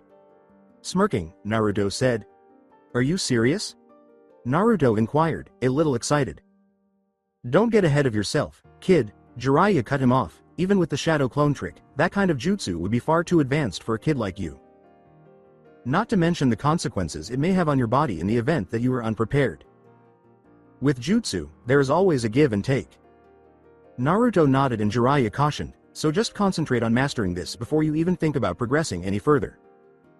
Alright, then, whatever you say, pervy. Sage, Naruto uttered, while Jiraiya clenched his teeth in response to the lewd remark. Naruto moaned as Jiraiya said, Man, with the way you make out this jutsu, Dad Musta had some powerful enemies to face. Well, he did make an enemy of the entire land of Earth, but the truth is your father created that jutsu for your mother, Naruto said while staring at the human being. It's true, your father created that jutsu for your mother. During the Third Great War, other countries were using Jinchuriki in battles all the time, shifting the tides of war from one way to the next. And in all likeliness, your mother was going to be deployed into battle. But compared to the other Jinchuriki, your mother would be in a tight spot. The Nine Tails is the strongest of the tailed beasts and the hardest of all to control, especially against their Biju bomb attacks. He recalled Shukaku screaming something along those lines during his battle with Gaara. I heard Gamabunta say something about the Biju bomb, it's like a powerful jutsu they use? He inquired. Yep, it's an ability only Jinchuriki and tailed beasts can use, and it has incredible destructive power. But Kushina, from what I understand, had difficulty mastering such a technique and she was to be deployed to the front lines. So, to combat it, your father designed the Rasengan for her. He got the idea from the Biju bomb itself, and wanted to give the jutsu to her, he said, recounting his encounter with the 5 Jinchuriki with 4 tails. Curious, Naruto asked, did he ever teach her? Jiraiya shrugged. You know, I can't rightfully recall. By then the war was over and the treaty was in place, so she wasn't needed on the front lines anymore. He might have taught her afterwards, it was his gift to her, but I guess we'll never know. Fun little fact, she came up with the name for the Rasengan, Jiraiya told Naruto with a brow raised. Jiraiya nodded and he said, Mom named it? He asked, what was it originally going to be called? As Jiraiya's eyebrow quirked and his eyes narrowed in memory. With a completely deadpan expression, he said, the Ice Pop-inspired Nimbus Jiraiya Twin World Sphere, while Naruto just stared. Jiraiya sighed, and Naruto burst out, that's awful. And way too long. Jiraiya grinned and glanced at the Ice Pop, recalling how his father had been a genius at ninjutsu, sealing, and other aspects of the ninja arts, but he was terrible at naming things. Tell me about it. But there was never any doubt that he wanted to protect the ones he loved. He created that jutsu, not to defeat his enemies, but to protect the ones he loved, and he did so to his final days. He turned to Naruto and smiled. This jutsu is more than a tool for you now, Naruto. It's an inheritance of your parents' love for each other and you. And how even now they will always be with you. Naruto first observed the man, then he turned to gaze at his hand and fixed his gaze there for an extended period of time. He briefly thought that his parents' hands were holding his own. From beyond the mortal plane, they all watched over him, offering him gentle encouragement. His parents never gave him much, and he never really thought about it.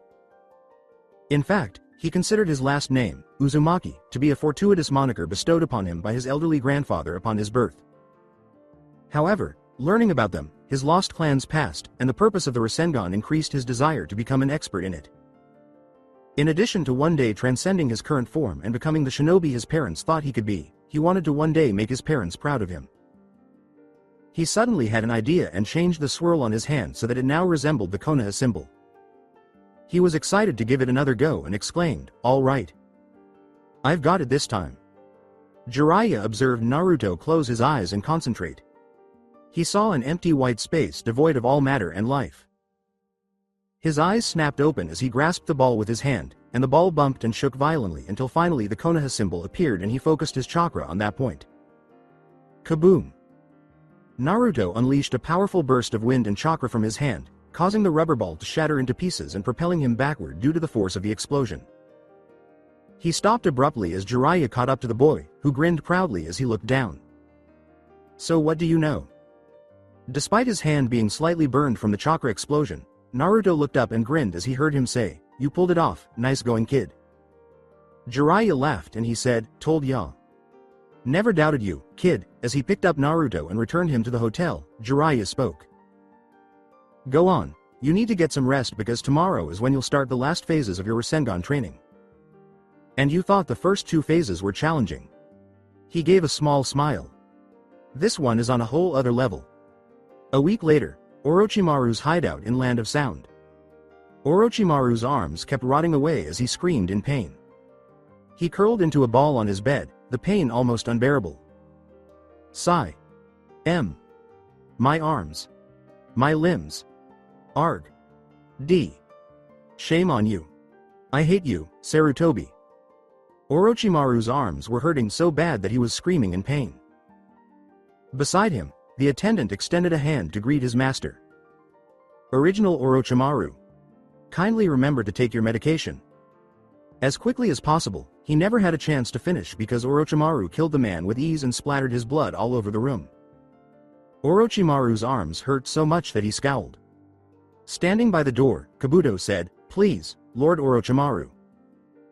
Taking the medication would be prudent since I created it, Orochimaru growled at him while perspiration trickled from his body. "I don't need that crappy medicine." When Kabuto raised an eyebrow, Orochimaru growled. "That damn jutsu is the cause of this pain. Using Sarutobi on me simple medicine is ineffective, at least not by today's standards." Indeed, who would have thought that the old monkey had one more trick up his sleeve? Kabuto crossed his arms and spoke. It had to have been a last choice. One that he had concealed, clever bastard. Orochimaru cursed, finding it difficult to speak due to the pain. There's no doubt that the symbol I saw on his chest is an Uzumaki seal. It is the sole rationale offered. I see, I seem to remember you telling me about them. They were known seal masters who lived long lives. It is unfortunate that there isn't a living Uzumaki at this time. Shall we search Uzushiogakir's ruins? Orochimaru gave a painful grunt, and Kabuto remarked, although I doubt we will find much seeing as it was picked clean by the warring nations, too bad most of them died off. The Uzumaki family were cunning liars. If they had secrets, they had to be good at hiding them. And I need to follow up on leads. Though that can wait until after my arms, until my arms stop trying to murder me. Do you know where Tsunade is? Kabuto nodded as he asked. We almost have her location pinpointed to a location on Tanzaku Street. However, it will take a few more days for a precise confirmation, Kabuto said, causing Orochimaru to sigh in agony. The best medicine is often the hardest to find, Orochimaru spoke while he gasped in agony. Please pardon me, Lord Orochimaru, but why do you think she'll even attempt to assist us? Although we recently invaded her former residence, I doubt she would assist us. It seems more likely that she would try to kill us instead of aiding us. I am aware that she left the village some time ago. Kabuto inquired while Orochimaru smiled. Tsunade, princess, has no affection for her old house. During the wars, she lost both her brother Kawaki and her former lover Dan. Her attachment to them perished along with her. Kanuto was skeptical of Orochimaru's wager that, I doubt she even cares anymore. What happens if she chooses not to assist us? Since she is just as strong as you and Jiraiya and you no longer have access to the jutsu you spent years developing, it's not like we can take her ourselves. To even stand a chance of defeating her, we would require an army. Orochimaru looked at his apprentice at this point and grinned. Do not be afraid, Kabuto. He smiled, we just need the right motivation to win Tsunade over to our way of thinking. Omake. Fortune's golden fox. Jiraiya sent Naruto into town earlier in the week to pick up some supplies. The perverted hermit decided he needed a break since he had been making progress with the second stage of the Rasengan. So he sent Jiraiya off to do more research and sent Naruto into town. As he strolled through the streets, Naruto complained, he should just admit it's peeping, it's not like he's keeping it a secret. However, I will be impressed if he uses his research to find her. However, how difficult is it to locate this Tsunade person in any case? Naruto remarked while glancing around. Hey kid, he heard abruptly as he turned to see a somewhat dubious looking man standing outside of what appeared to be an impressive casino. It appeared that he had inadvertently ventured into a less refined area of the community, where the gamblers permitted anyone, young or old, to gamble away their hard-earned Ryo, and the laws were a little more loose. Since law enforcement was paid to look the other way, they did nothing. Did I understand correctly that you're trying to find Tsunade? Does this individual also happen to be the legendary sucker? As Naruto blinked and then nodded, he asked. The man shrugged and said, yeah, do you know where she is? He asked, maybe I do, maybe I don't? As Naruto furrowed his brow. Which one is it, then? Are you doing it or not? The man put his arm around the child's shoulder and asked. He gestured inside and said, relax kid, I'll tell ya, but you have to do something first. I might be willing to share what knowledge I have if you can win a couple of games. Naruto looked at him, saying, you lose, and we'll cross that bridge when we come to it. Strange guy. However, the man grinned and Naruto thought, I guess it's worth a shot if he knows something about the pervy sage's friend. The owner of the casino grinned as he saw his favorite goons bring in another sap to milk dry all of his Ryo as he entered the observation box above. Prior to noticing Naruto's headband, the owner commented, ah, so he brought in another sucker, good work Shu. A leaf shinobi, that might be problematic. Well, it's not important. This child will be too easy to handle, and the amount of debt he will accrue will make me like him for a very long time. When the price is right, a few small secrets can make a big difference. Taking candy from a baby will be like that, the proprietor smiled as his man escorted the boy inside. After 5 minutes. As the security guards led Naruto out of the building, the owner yelled at him, get out. Hi. What's the big deal, anyway? Did I win, or what? It is expected of you to inform me of your knowledge regarding Tsunade woman. The owner felt a vein pop in his forehead, and Naruto yelled. Yes. I only know one thing, and that is that you are her total opposite. Nobody is that fortunate in any way. You took everything out of my tables. Every time you pulled a lever, nothing but coins came out of the machines. Moreover, one of the hardest machines to beat is the pachinko machine. Yet you keep winning. He cried, drawing their swords and making a clicking sound with his fingers. And now you're going to pay for it.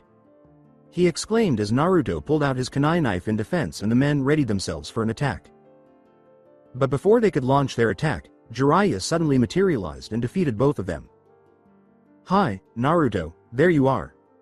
Was curious as to why it was taking you so long, he asked, giving Naruto a smile.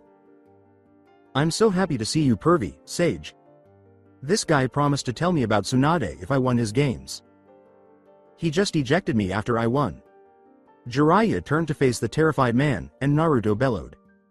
The toad sage smiled at him and said, oh, is that so?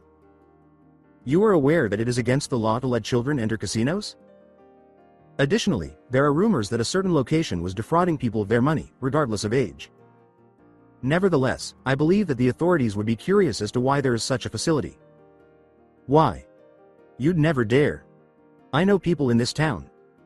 If you attempted such a thing, you and that brat would both be dead by dawn. When Jiraiya smiled, the owner menacingly spoke. Are you serious? You know, you're a big gambler. The owner felt fear shoot through his entire body as he stepped forward and stared into the man's eyes. What do you think your chances are against me? The proprietor shook, knowing at once that this man was no jester. He was the real deal, and he posed a grave threat. He swore and hurled a suitcase towards Naruto, causing the young child to furrow his brow. Jay. Please take these winnings, and don't let him back into my casino. If he ever does, I'll be bankrupt. As he and his men hurried back inside, the owner yelled. Well, that was weird? Explain it to me. Naruto, you need to exercise more caution. What could possibly motivate you to enter a casino? As Jiraiya gave a lecture, Naruto folded his arms. I thought I could help, He said he knew something about this Tsunade lady we're looking for, Naruto remarked, averting his gaze. With a sigh, Jiraiya touched the boy's head. I am aware that you are concerned for your pals. However, you lack my experience in gathering intelligence. He attempted to comfort Naruto, who was pouting, by saying, trust me, we'll find her. Just have some patience, I promise. Alright, he gave in, and Jiraiya nodded and grinned. Well done, boy. What made them throw you out, then? Were you cheating or something? I've never seen a casino actively try to get rid of someone before. With a raised eyebrow and a quick glance at the briefcase he was holding, he asked. I didn't even understand half the games I was playing, so I have no idea why they kicked me, the person said. He held up the suitcase after saying, but they seemed fun, so I just played and won. Then they threw this at me, don't know why? Jiraiya looked over as he opened the suitcase, and then his eyes grew large. 30 million Ryo must exist. In 5 minutes, you managed to win all that? Astonished, as were the other spectators, Jiraiya let out a shout. Are you serious? That's a lot, wow. I didn't understand why everyone else was whining when all I did was follow their instructions and play the games. They were really simple. Naruto said absently, still not understanding. This kid is so weird, he's like Tsunade's complete opposite, one person exclaimed. Should she ever discover his good fortune? Just before he shut the suitcase, Jiraiya pondered. I'll hold on to this for you, please. It is illegal for you to have been inside a casino as a minor. In any case, you should be aware of the 3 taboo subjects for shinobi: women, money, and liquor. I'll just keep this for you, then. Hi. I earned that, and old man Ichiraku can give me ramen for a year with it. As they left, Naruto voiced his displeasure. Would you really spend 30 million Ryo on ramen? Are you crazy? That's my money. Return it, pervy sage. On that day, a legend was born. Tales of a boy with golden hair, marks resembling whiskers, and extraordinary luck would circulate. They would say he could empty a whole casino in less than 5 minutes. Some would contend that he was the actual embodiment of good fortune, while others said he was just a cunning trickster in disguise. However, everyone concurred that he was the total opposite of the renowned sucker, hence the name. The legendary Golden Fox of Luck. The following day, Naruto and Jiraiya were going to embark on their mission to locate Tsunade at Tanzaku Street, an alleged gambling area where the former Sannin was presently living. Unfortunately for them, Tsunade's other ex-teammate, who started the sound invasion, was also pursuing her. Orochimaru and Kabuto, his accomplice. Jiraiya and Naruto were following her trail of breadcrumbs while they knew where she was. And by breadcrumbs, we mean a large number of gambling debts. It was now a race against the clock to see who could get to the former shinobi first. However, Jiraiya started teaching Naruto one of the strongest jutsu the 4th Hokage had ever created while they were traveling. The Rasengan. A jutsu regarded as the pinnacle of chakra-shaped transformation theory. Even in its imperfect form, Minato needed 3 years to create and perfect the jutsu. And because of the Shadow Clone Jutsu, Naruto has now mastered 2 of the 3 stages in just 1 week. They were standing outside the town when Jiraiya said, but now it's time to master the final step. Naruto thought about it, recollecting all he had learned about the Rasengan. Now, given what you've learned, tell me what you think the final step will be. He asked. Well, the first stage was learning how to rotate my chakra, the second was increasing the power, so I think this one is about containing it and then releasing it? He asked with a nod. Spot on, you are starting to pick things up more. You take the first 2 stages and combine them to reach the 3rd step. Now this one requires using one of the water balloons from the first step. Minus the water inside. He raised one of the balloons as Naruto looked at it. As the Rasengan took shape, it doesn't look like much right now, but inside it looks more like this. He said, holding up his other hand. Notice how the balloon doesn't even twitch. That's because I've created a small wall between the spinning chakra and the balloon out of my chakra. This maintains the speed and power of the jutsu until I inevitably release it, he said with a brow raised. Naruto had to ask, so, just out of curiosity, what happens if I don't do that? Jiraiya merely created the spinning chakra and maxed out the power before saying, well, take a look. It shaped the tree into a spiral. A little damage, but not much. Now see what happens when I build the wall. He slammed the second Rasengan against the tree. With ease, the Rasengan started to burrow and grind through the wood, creating a large hole in the tree. He remarked, "See the difference? The power is more contained and focused and delivers far more damage," as Naruto gaped in shock. Whoa, so without this wall, the chakra just disperses and loses the concentrated power. But when it's contained it doesn't. So I have to repeat what I did in the second stage, but learn to contain the power without actually popping the balloon. Man, my dad was a real genius, wasn't he? He asked with a nod. That he was. He said, just glad he went with the name Mum suggested and not his, to Jiraiya's laughter. He turned to his godson and grinned, saying, like I said, your father was a genius with the shinobi arts, but he sucked when it came to naming stuff. He said, but if he was here right now, I'm sure he'd be proud of how far you've mastered his technique, and Naruto nodded. Okay, we should get moving. Luckily with this step, we can continue the training while on the move. If we're lucky you'll have mastered this stage by the time we reach Tsunade, he said while holding a balloon. Naruto remarked, this hasn't been easy so far, so I guess this step won't be a walk in the park, preparing to take on the third stage. Naruto shook his head and Jiraiya said, not making clones this time? Not right now, we need to keep moving, so creating and maintaining my clones would just waste my chakra and stamina. I mean, yeah, I've got a lot of stamina and chakra, but even I have my limits and probably shouldn't do that on the move. Not to mention walking with several clones of myself would be kind of conspicuous, don't you think? Once we stop, I can go back to using the method again. Besides, I just end up getting a headache from all that info and we don't know if we'll get attacked on the road, so I kind of need to focus, he said with a nod. Fair assessment. I doubt anyone would try to pick a fight with me around. But idiots will always be idiots and they'll pick a fight with anyone, regardless of appearances. But don't worry, we should be fine. Now let's get a move on, we're burning daylight, he said as Naruto nodded and returned to his workout. Channeling his chakra into the balloon, he grasped both ends of it. Like before, he visualized rapidly spinning the chakra, concentrating on the center of the sphere, and amplifying the power. The power surged to its maximum and he experienced that familiar feeling. All he had to do now was control it and ensure the balloon didn't burst. But even with the refresher training he gave his clones, the balloon burst because the power was too strong to contain. Knew it, Naruto remarked, shaking his hand to relieve some of the slight sting caused by the chakra burst. He looked at his hand and briefly imagined that his father had once experienced the same difficulty. This step is a lot harder than the last one. I spent all that time trying to make the rubber ball pop, and now I've got to achieve that same level but not make the thin balloon pop, he said. He resolutely exclaimed, but if Dad could figure it out, then so can I. As they went on Tanazuka Street gates afterwards.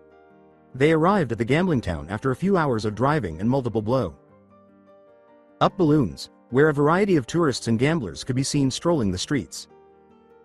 They had assumed that Tsunade was in this village somewhere based on the information they had. As he began to understand the Rasengan better, Naruto remarked, so we're looking for a notoriously bad gambler in a town especially designed for gambling, and who changes her appearance to hide from her debt collectors. Talk about finding a needle in a haystack. If there is too much or too little added, the ball will merely wiggle or deflate instead of exploding. As Naruto held the balloon, which squirmed slightly but did not burst, he said, she's here, I can feel it. That and the latest sighting of her was in this town. So she can't be that far off. In the meantime, how is the third stage of your Rasengan training coming? Naruto, feeling a little proud of his accomplishment, reported, getting there, I reckon it'd take me a week to get it down without the clones. Half that time when I use the trick again later. Jiraiya congratulated the boy, good, I'm sure your parents would be beaming with pride, while Naruto grinned. Now let's get a move on. As they began their search of the neighborhood gambling establishments, the two strolled around the village. They eventually came across a tiny den that had information they could use. In order to gain a better understanding of what it was like to gather information on a target, Naruto made the decision to take a brief break from his training. He began to understand during training that being a shinobi involved more than just fighting an impressive jutsu. He still had room for improvement in other areas, since the primary goal of the written exam in the Chunin exams was to obtain information and intelligence from your opponent. He became aware of his foolishness and briefly recalled Hinata's kindness in sharing her responses. something that put a smile on his face. However, he realized that he could no longer depend on others to consistently obtain intelligence on his behalf. He was going to improve himself because he needed to. The gambler winked cryptically at Jiraiya. You want information on the legendary sucker? She was here but she lost as usual. She did say that she was going to win back her losses at that place, as Naruto looked at him.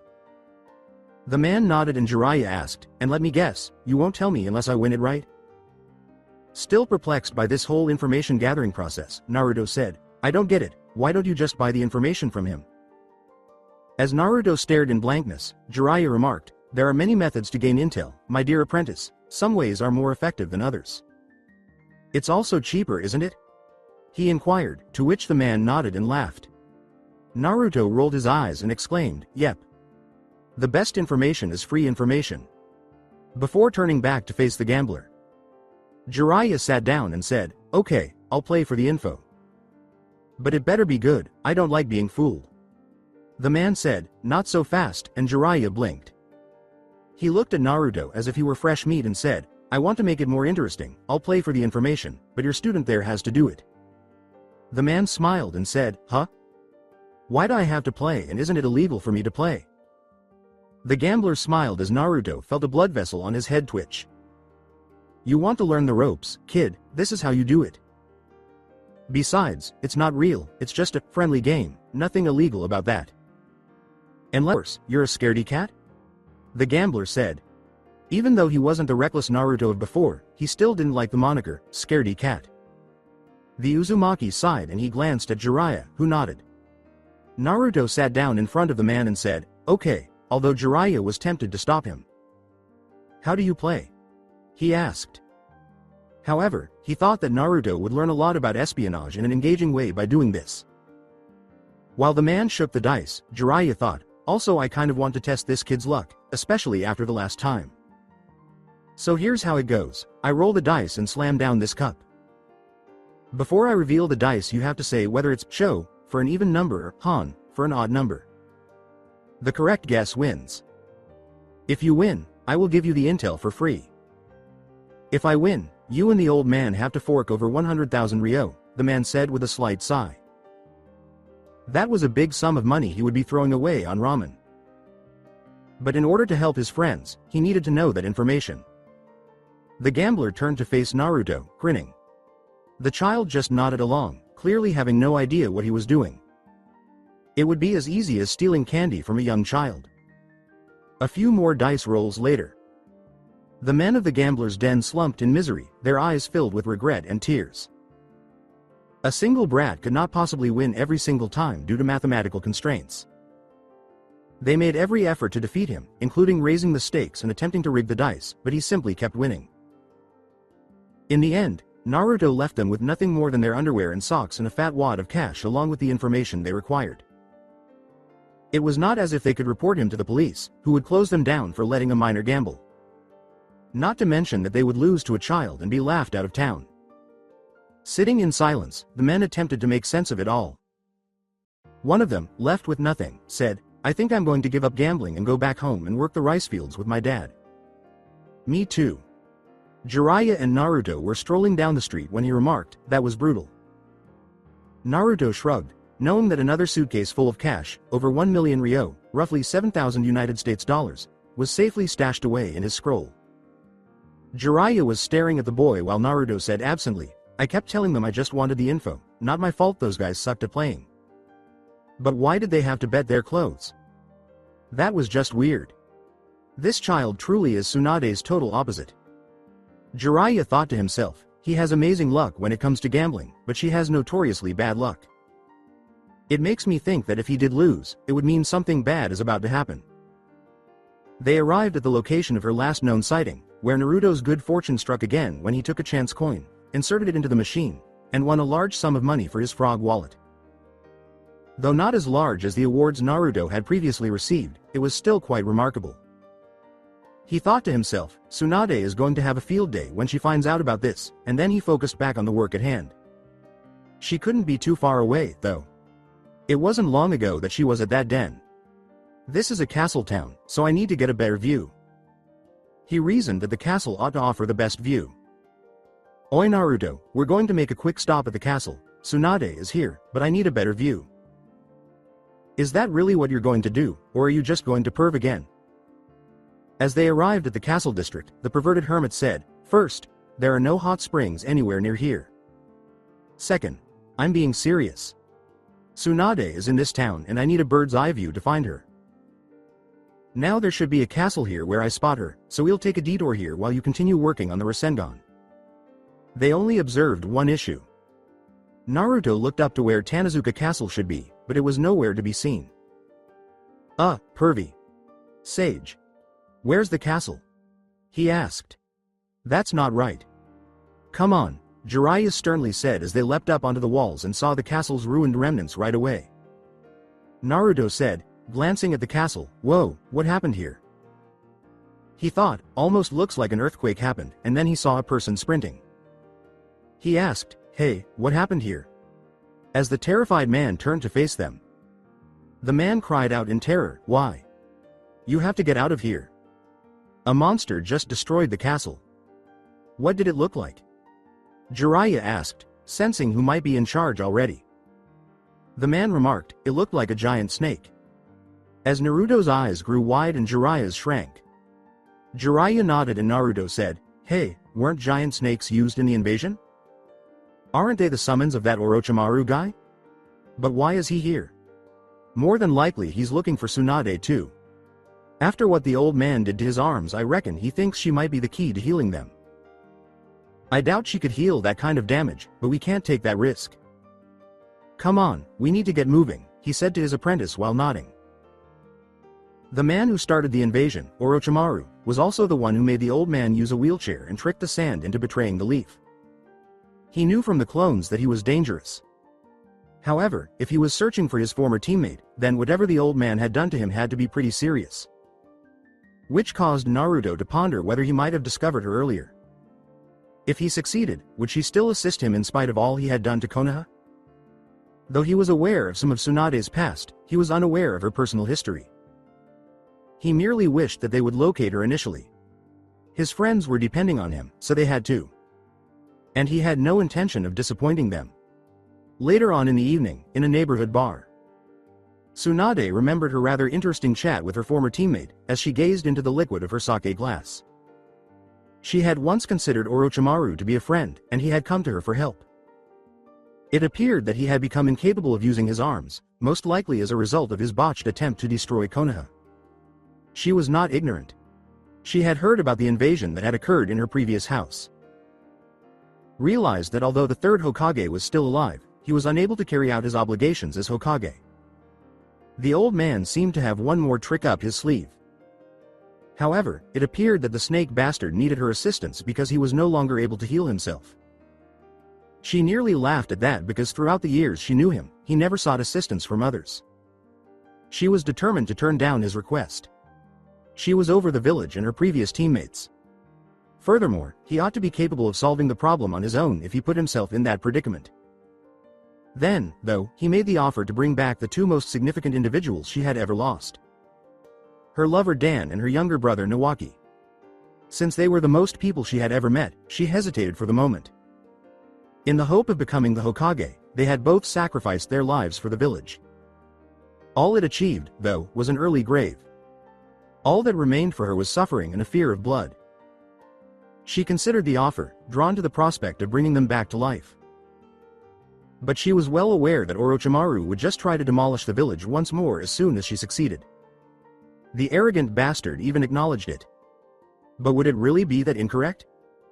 She had endured immense suffering, having lost both of them to wars that ultimately accomplished very little and left her with nothing but suffering.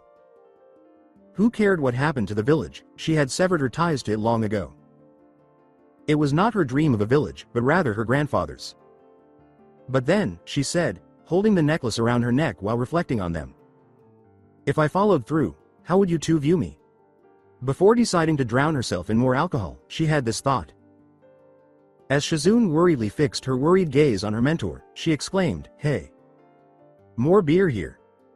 She was also considering their previous encounter with Orochimaru and his proposal to raise Nawaki's deceased uncle and herself from the grave. She was aware of the impact her uncle's passing had on Tsunade and missed him.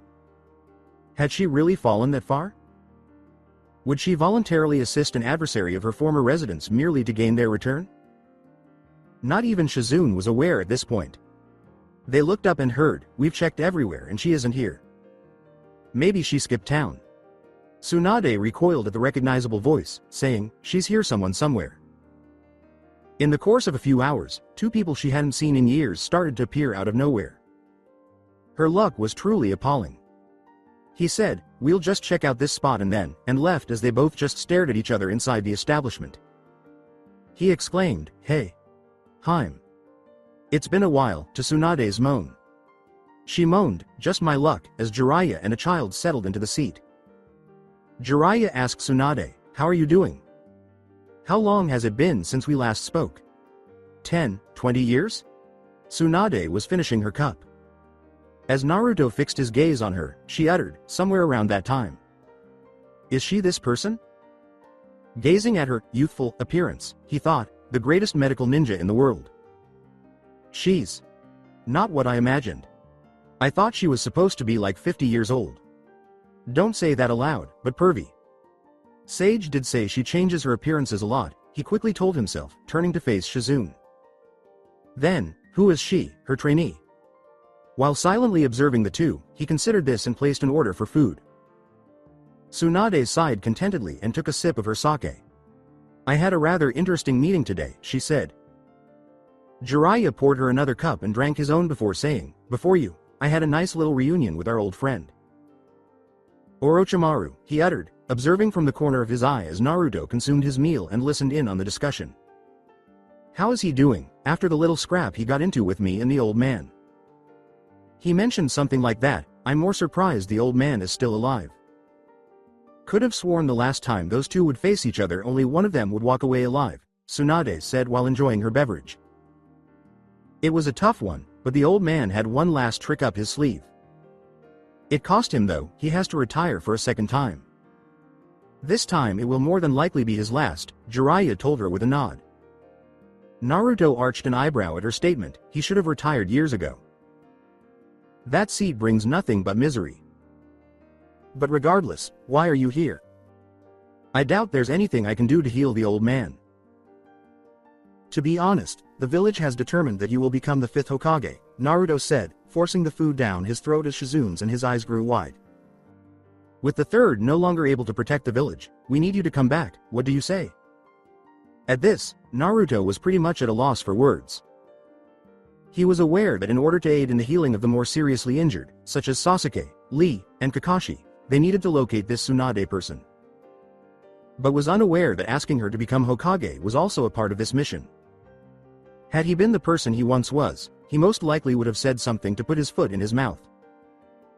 But he had to consider this rationally in light of his encounter with Itachi and his training to control his temper.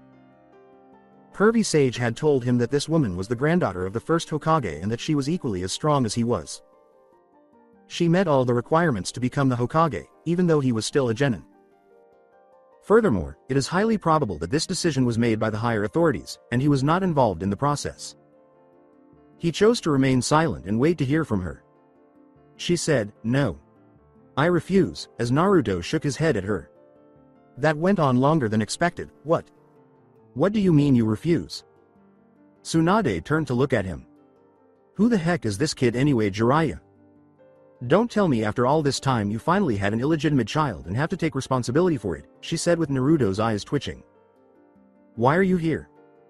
Clenching his fist, he thought to himself. His name is Naruto Uzumaki, and he's my apprentice, he remarked, causing Tsunade's eyes to widen a little at the lost clan's last name. The Kushina Uzumaki clan, her grandmother's clan. Uzumaki is the current Nine-Tails Jinchuriki, and he looks a lot like Minato, now that I think about it. After I left, did Kushina and Minato finally start dating? Before departing the village, she thought back to her childhood memories of Kushina and Minato.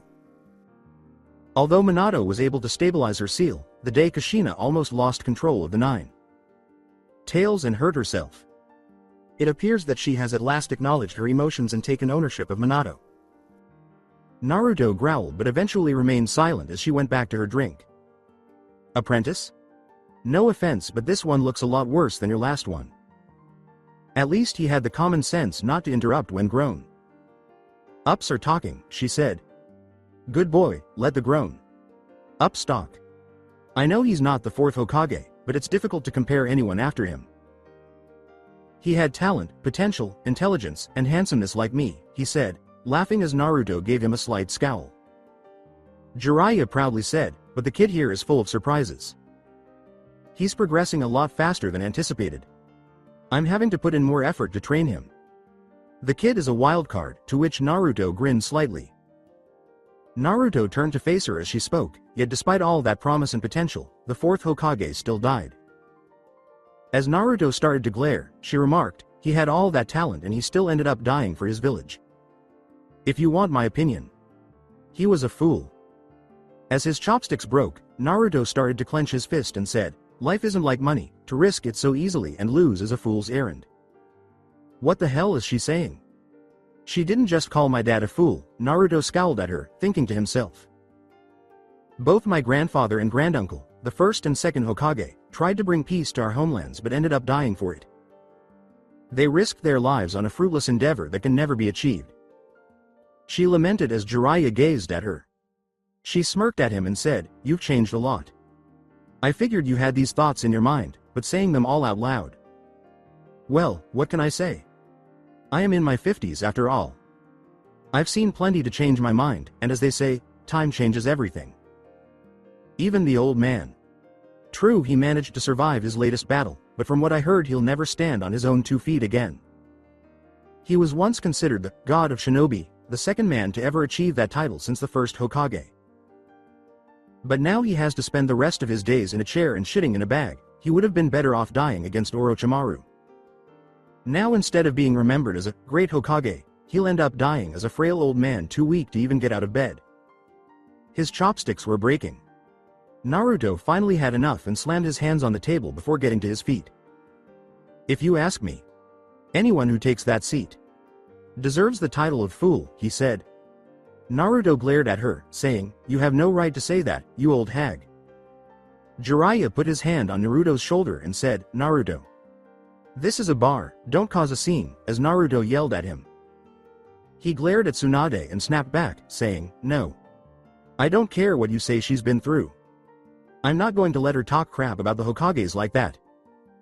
The old man did everything he could to keep Konoha safe.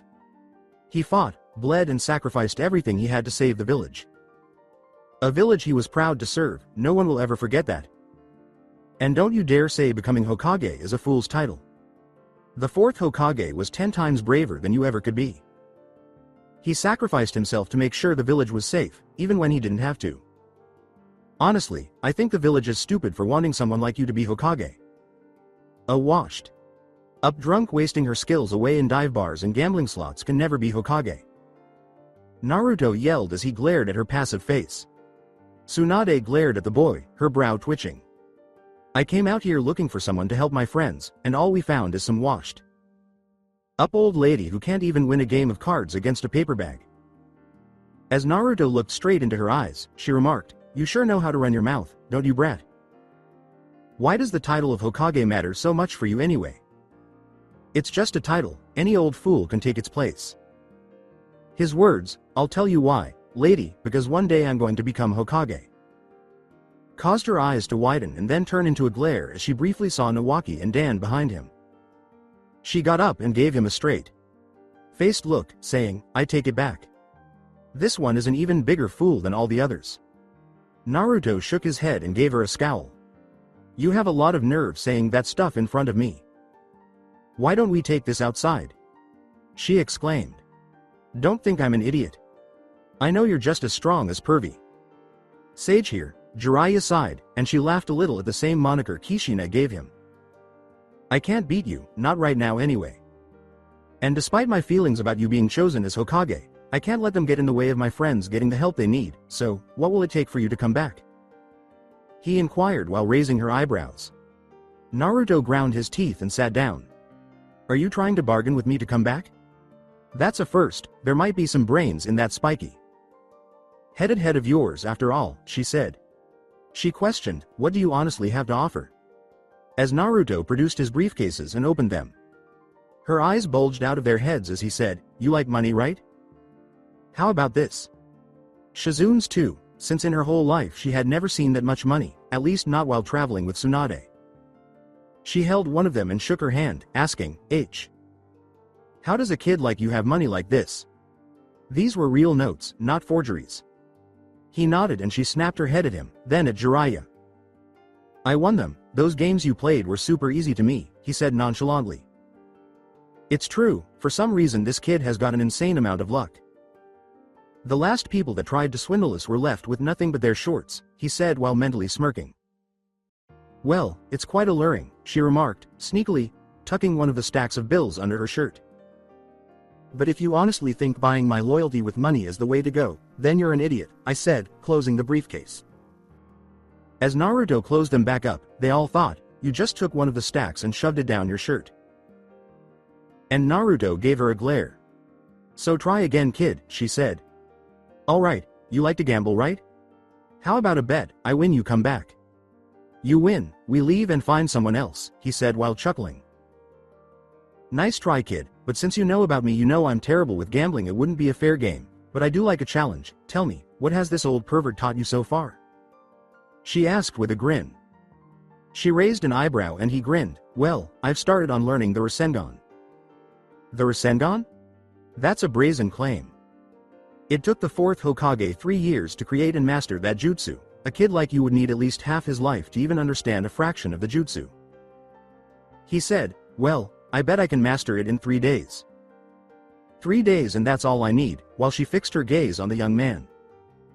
She knew full well that she was an unlucky gambler. However, she had a bad feeling that Orochimaru's presence would change her luck. "Cocky little brat, aren't you? Very well, but let's make it more interesting. I'll give you a week to master it, just because I don't believe a runt like you can manage it. If I win, you leave me alone and I keep all those winnings you made." He casually remarked, "Fine, I don't care about the money anyway," as she felt a blood vessel burst on her head. The fools wasted their good fortune. Naruto felt a sudden stirring inside of him. "Anyway, if you win I'll come back to the village and become Hokage. And as a bonus, I'll give you this," she said, holding up the necklace from around her neck. It was nearly common. Shizune yelled, "Lady Tsunade. Not your necklace. That's been in your family for years."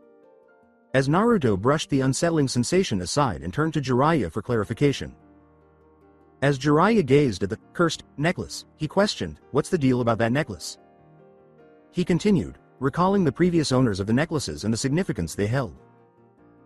"That necklace has been in the Senju family since the first Hokage. The ore it's made of can buy you 3 mountains. Honestly, I'm surprised she hasn't sold it off already. But then again." Before Tsunade interrupted, Shizune exclaimed, "But Lady Tsunade, the necklace is..." Shizune nodded solemnly as they both rose from their seats and left the restaurant. "It's fine, it's not like he can master something like the Rasengan. Besides, it's just a hunk of rock. We have more pressing matters anyway." "Let's go," Tsunade said. "Hold up," Jiraiya interrupted her, glancing back. "It's been a while, hasn't it? How about we grab a drink and catch up?" Tsunade stared at them for a moment before nodding. "Great, Naruto, you and Shizune go find us a hotel," he asked. He told them, "I have to catch up with Tsunade," and Shizune and Naruto exchanged a look before nodding. Moments later. It had been a long time since they had seen each other, and Naruto and Shizune had left to find a hotel. The Toad and Slug ninjas soon found themselves at a small stand, sitting in silence with a sake bottle between them. Jiraiya broke the ice, saying, "It's been years, but you're still as beautiful as the day I met you," to Tsunade's laughter. "And you're still Genin, the same stupid pervert from back in our day." He laughed, "But you know I still won't accept a date from you," she said. "Not that I'm disinterested now." She gave him a glare and he remarked, "It's been years and you're a 50-year old woman. After all, my taste in women is a lot more refined." "What were you saying?" She clenched her fist in defiance. "Not a thing." She scoffed and returned to her drink as he quickly raised his hands, saying, "Yet, I'm surprised you kept that necklace after so long. I could have sworn that you would have bet it away years ago, but then again, it's your only keepsake from those two." Tsunade said nothing, gazing into her drink. Dan and Nawaki. Naruto reminds me a lot of Nawaki and Dan. That is a cheap move, trying to use him as leverage to get me to come back, she said, to which Jiraiya laughed. Don't think I don't know what you were planning, he said. I have faith in him to win the bet, so I never gave it much thought, he lied, taking a sip of his drink. He pushes himself harder than anyone else, and it's not just that he's really lucky. So I'm confident he'll succeed, he said, grinning subtly. We'll find out in a week, I suppose, but I have to ask, did he really win the whole sum of money? He chuckled a little and she asked. Oh yeah, he did. First time in an illegal gambling den he stumbled upon looking for you, and another at this dice bar we found trying to get info. Chick.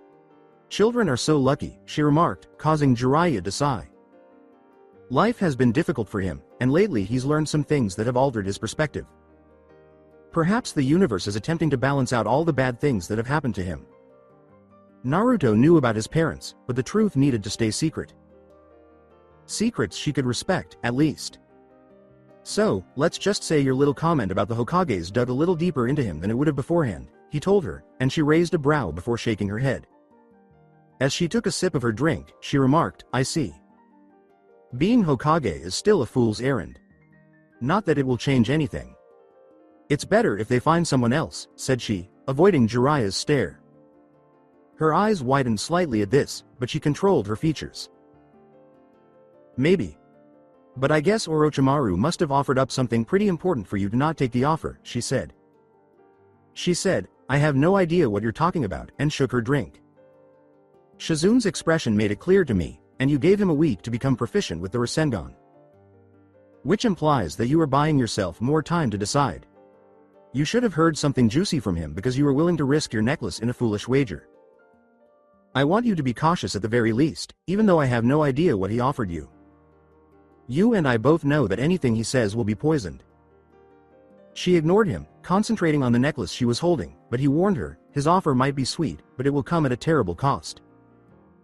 He raised the glass to his lips and gazed off into the distance. But if you do consider his offer, there's one thing I want to make clear. The Hokage of the past protected the people of the village and reigned in the terrible times that would have otherwise destroyed it. They risked their lives to defend the Konoha ideal, which your grandfather initiated. It's obvious that you of all people should know that, but if you plan to betray the leaf. He said, giving her a very serious look. He said, I will not hesitate to kill you, and she could see that he was telling the truth without reservation. She shook her head and said, I told you before, the village has nothing to do with me. A person is nothing more than a butcher if they have not felt any emotion after witnessing the death of someone close to them. However, I am aware that you are not. Even after that period, you still have affection for the village in your heart. Please don't lecture me anymore. She cut him off, glaring, and got to her feet. No matter how much he reminds me of them, bringing the kid doesn't change anything, so stop wasting your breath, she said icily as she left the bar. As he sipped the last of his drink, he thought to himself, well, that could have gone better. Let's just hope the doubt has crept in. We need her back. But what have you promised her, Orochimaru? Staring at the retreating thought and wondering what his former teammate had planned. In the interim, a hotel room. Aiming to master the Rasengan before the end of the week, Naruto held another water balloon in his palm and gazed up at the moon. He estimated that he could have it down in 3 days with the clones, but he had a feeling during the conversation that there was more going on than they disclose. The pervy. Sage probably knew something else was about to go down, and this Tsunade was in the middle of it. He didn't know what was going to happen, but he figured he needed to be prepared for it. Even so, why was she the only candidate chosen to be the Hokage? She even showed them disrespect by acting indifferent to it. How come it's being given to someone who doesn't value it? When he heard a knock on his door as he was ready to resume training, he asked himself, previously, I would have just opened it, but after that Itachi incident, I had to be more cautious. Who's that?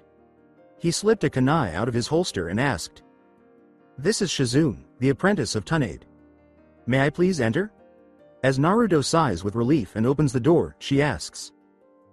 He said as he walked into the room, sure, come on in. What do you need? Because I was going to train before going to bed, Shizun sighed and took a seat on the mat. Listen, Naruto. There's something about Tsunade and the necklace she's betting on that I think you should know. You must realize that this is not who she was. She was once a deeply devoted villager who was also very compassionate. Particularly her lover Dan and brother Nawaki, but then the Second Great War broke out, and she. Then, as Naruto pieced together the rest, she trailed off. You do realize she lost them both? He asked. Pervy Sage told me about that. What were they like? She nodded. Shizune laughed and he asked. Her brother resembled you a lot, based on what I've heard.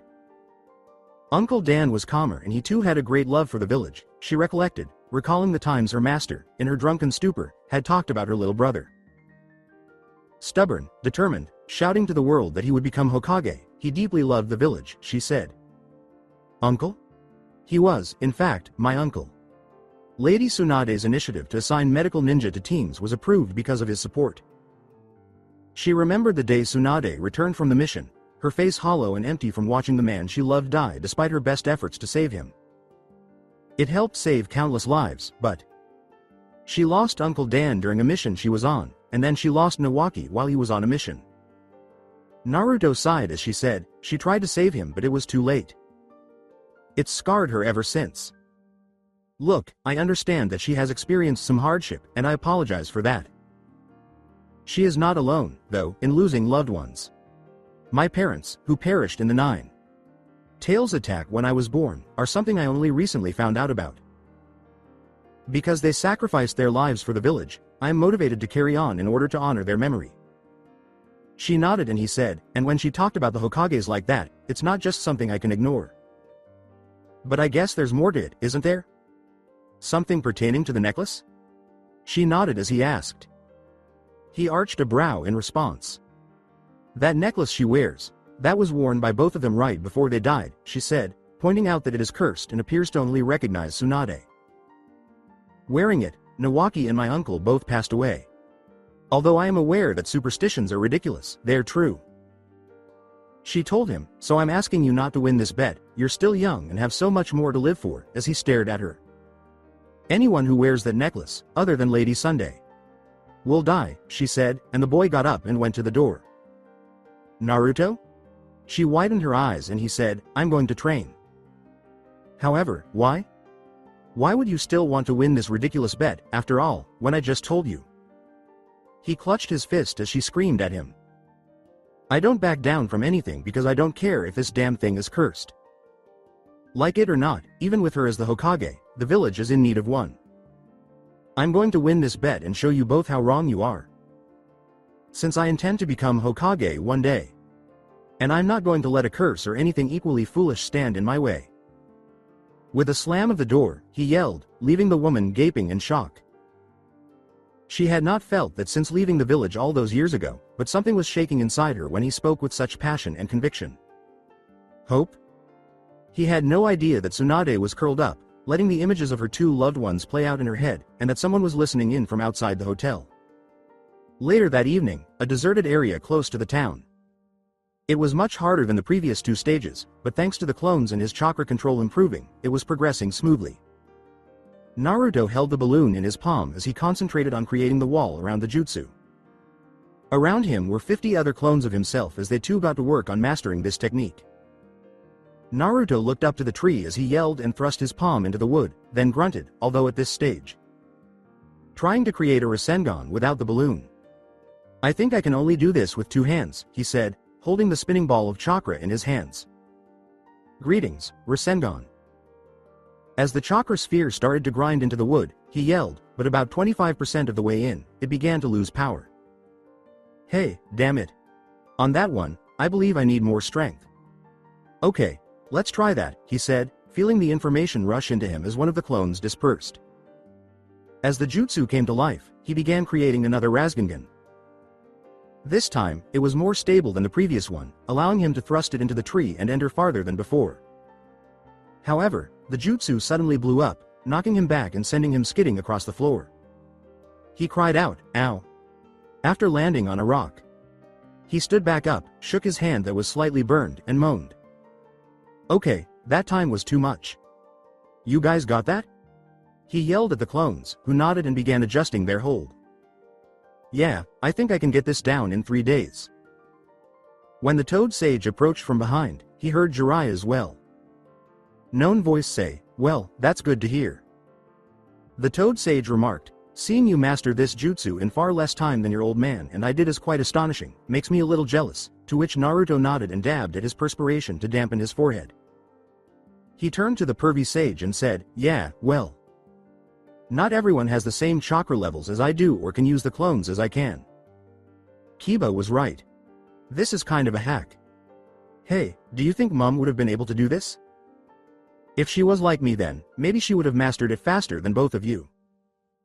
It's a good question, but one I can't answer. Wasn't in the village much to know if she ever mastered it, and the clone trick is something no one has ever considered until recently.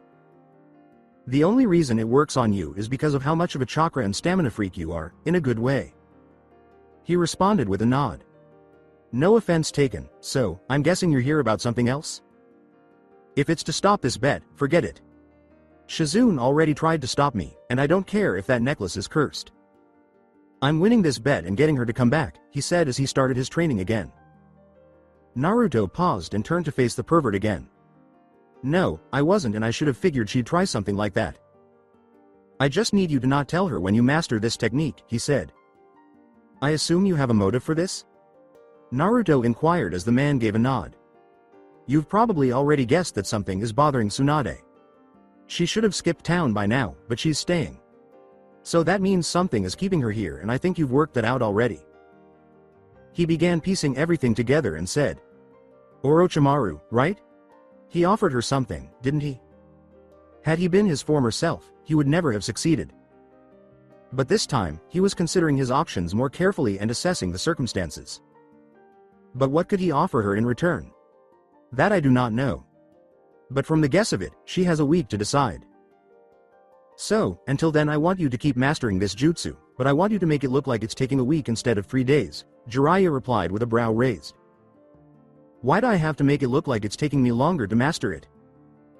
Wouldn't it be better if I just master it and show her? It would, but I get the feeling she's working things out. Weighing her choices and debating whether or not she'll follow through with it. I don't want to believe she'll betray the village, but I have to be prepared for that possibility, he said as Naruto narrowed his eyes. You're going to kill her? He questioned, the man simply staring.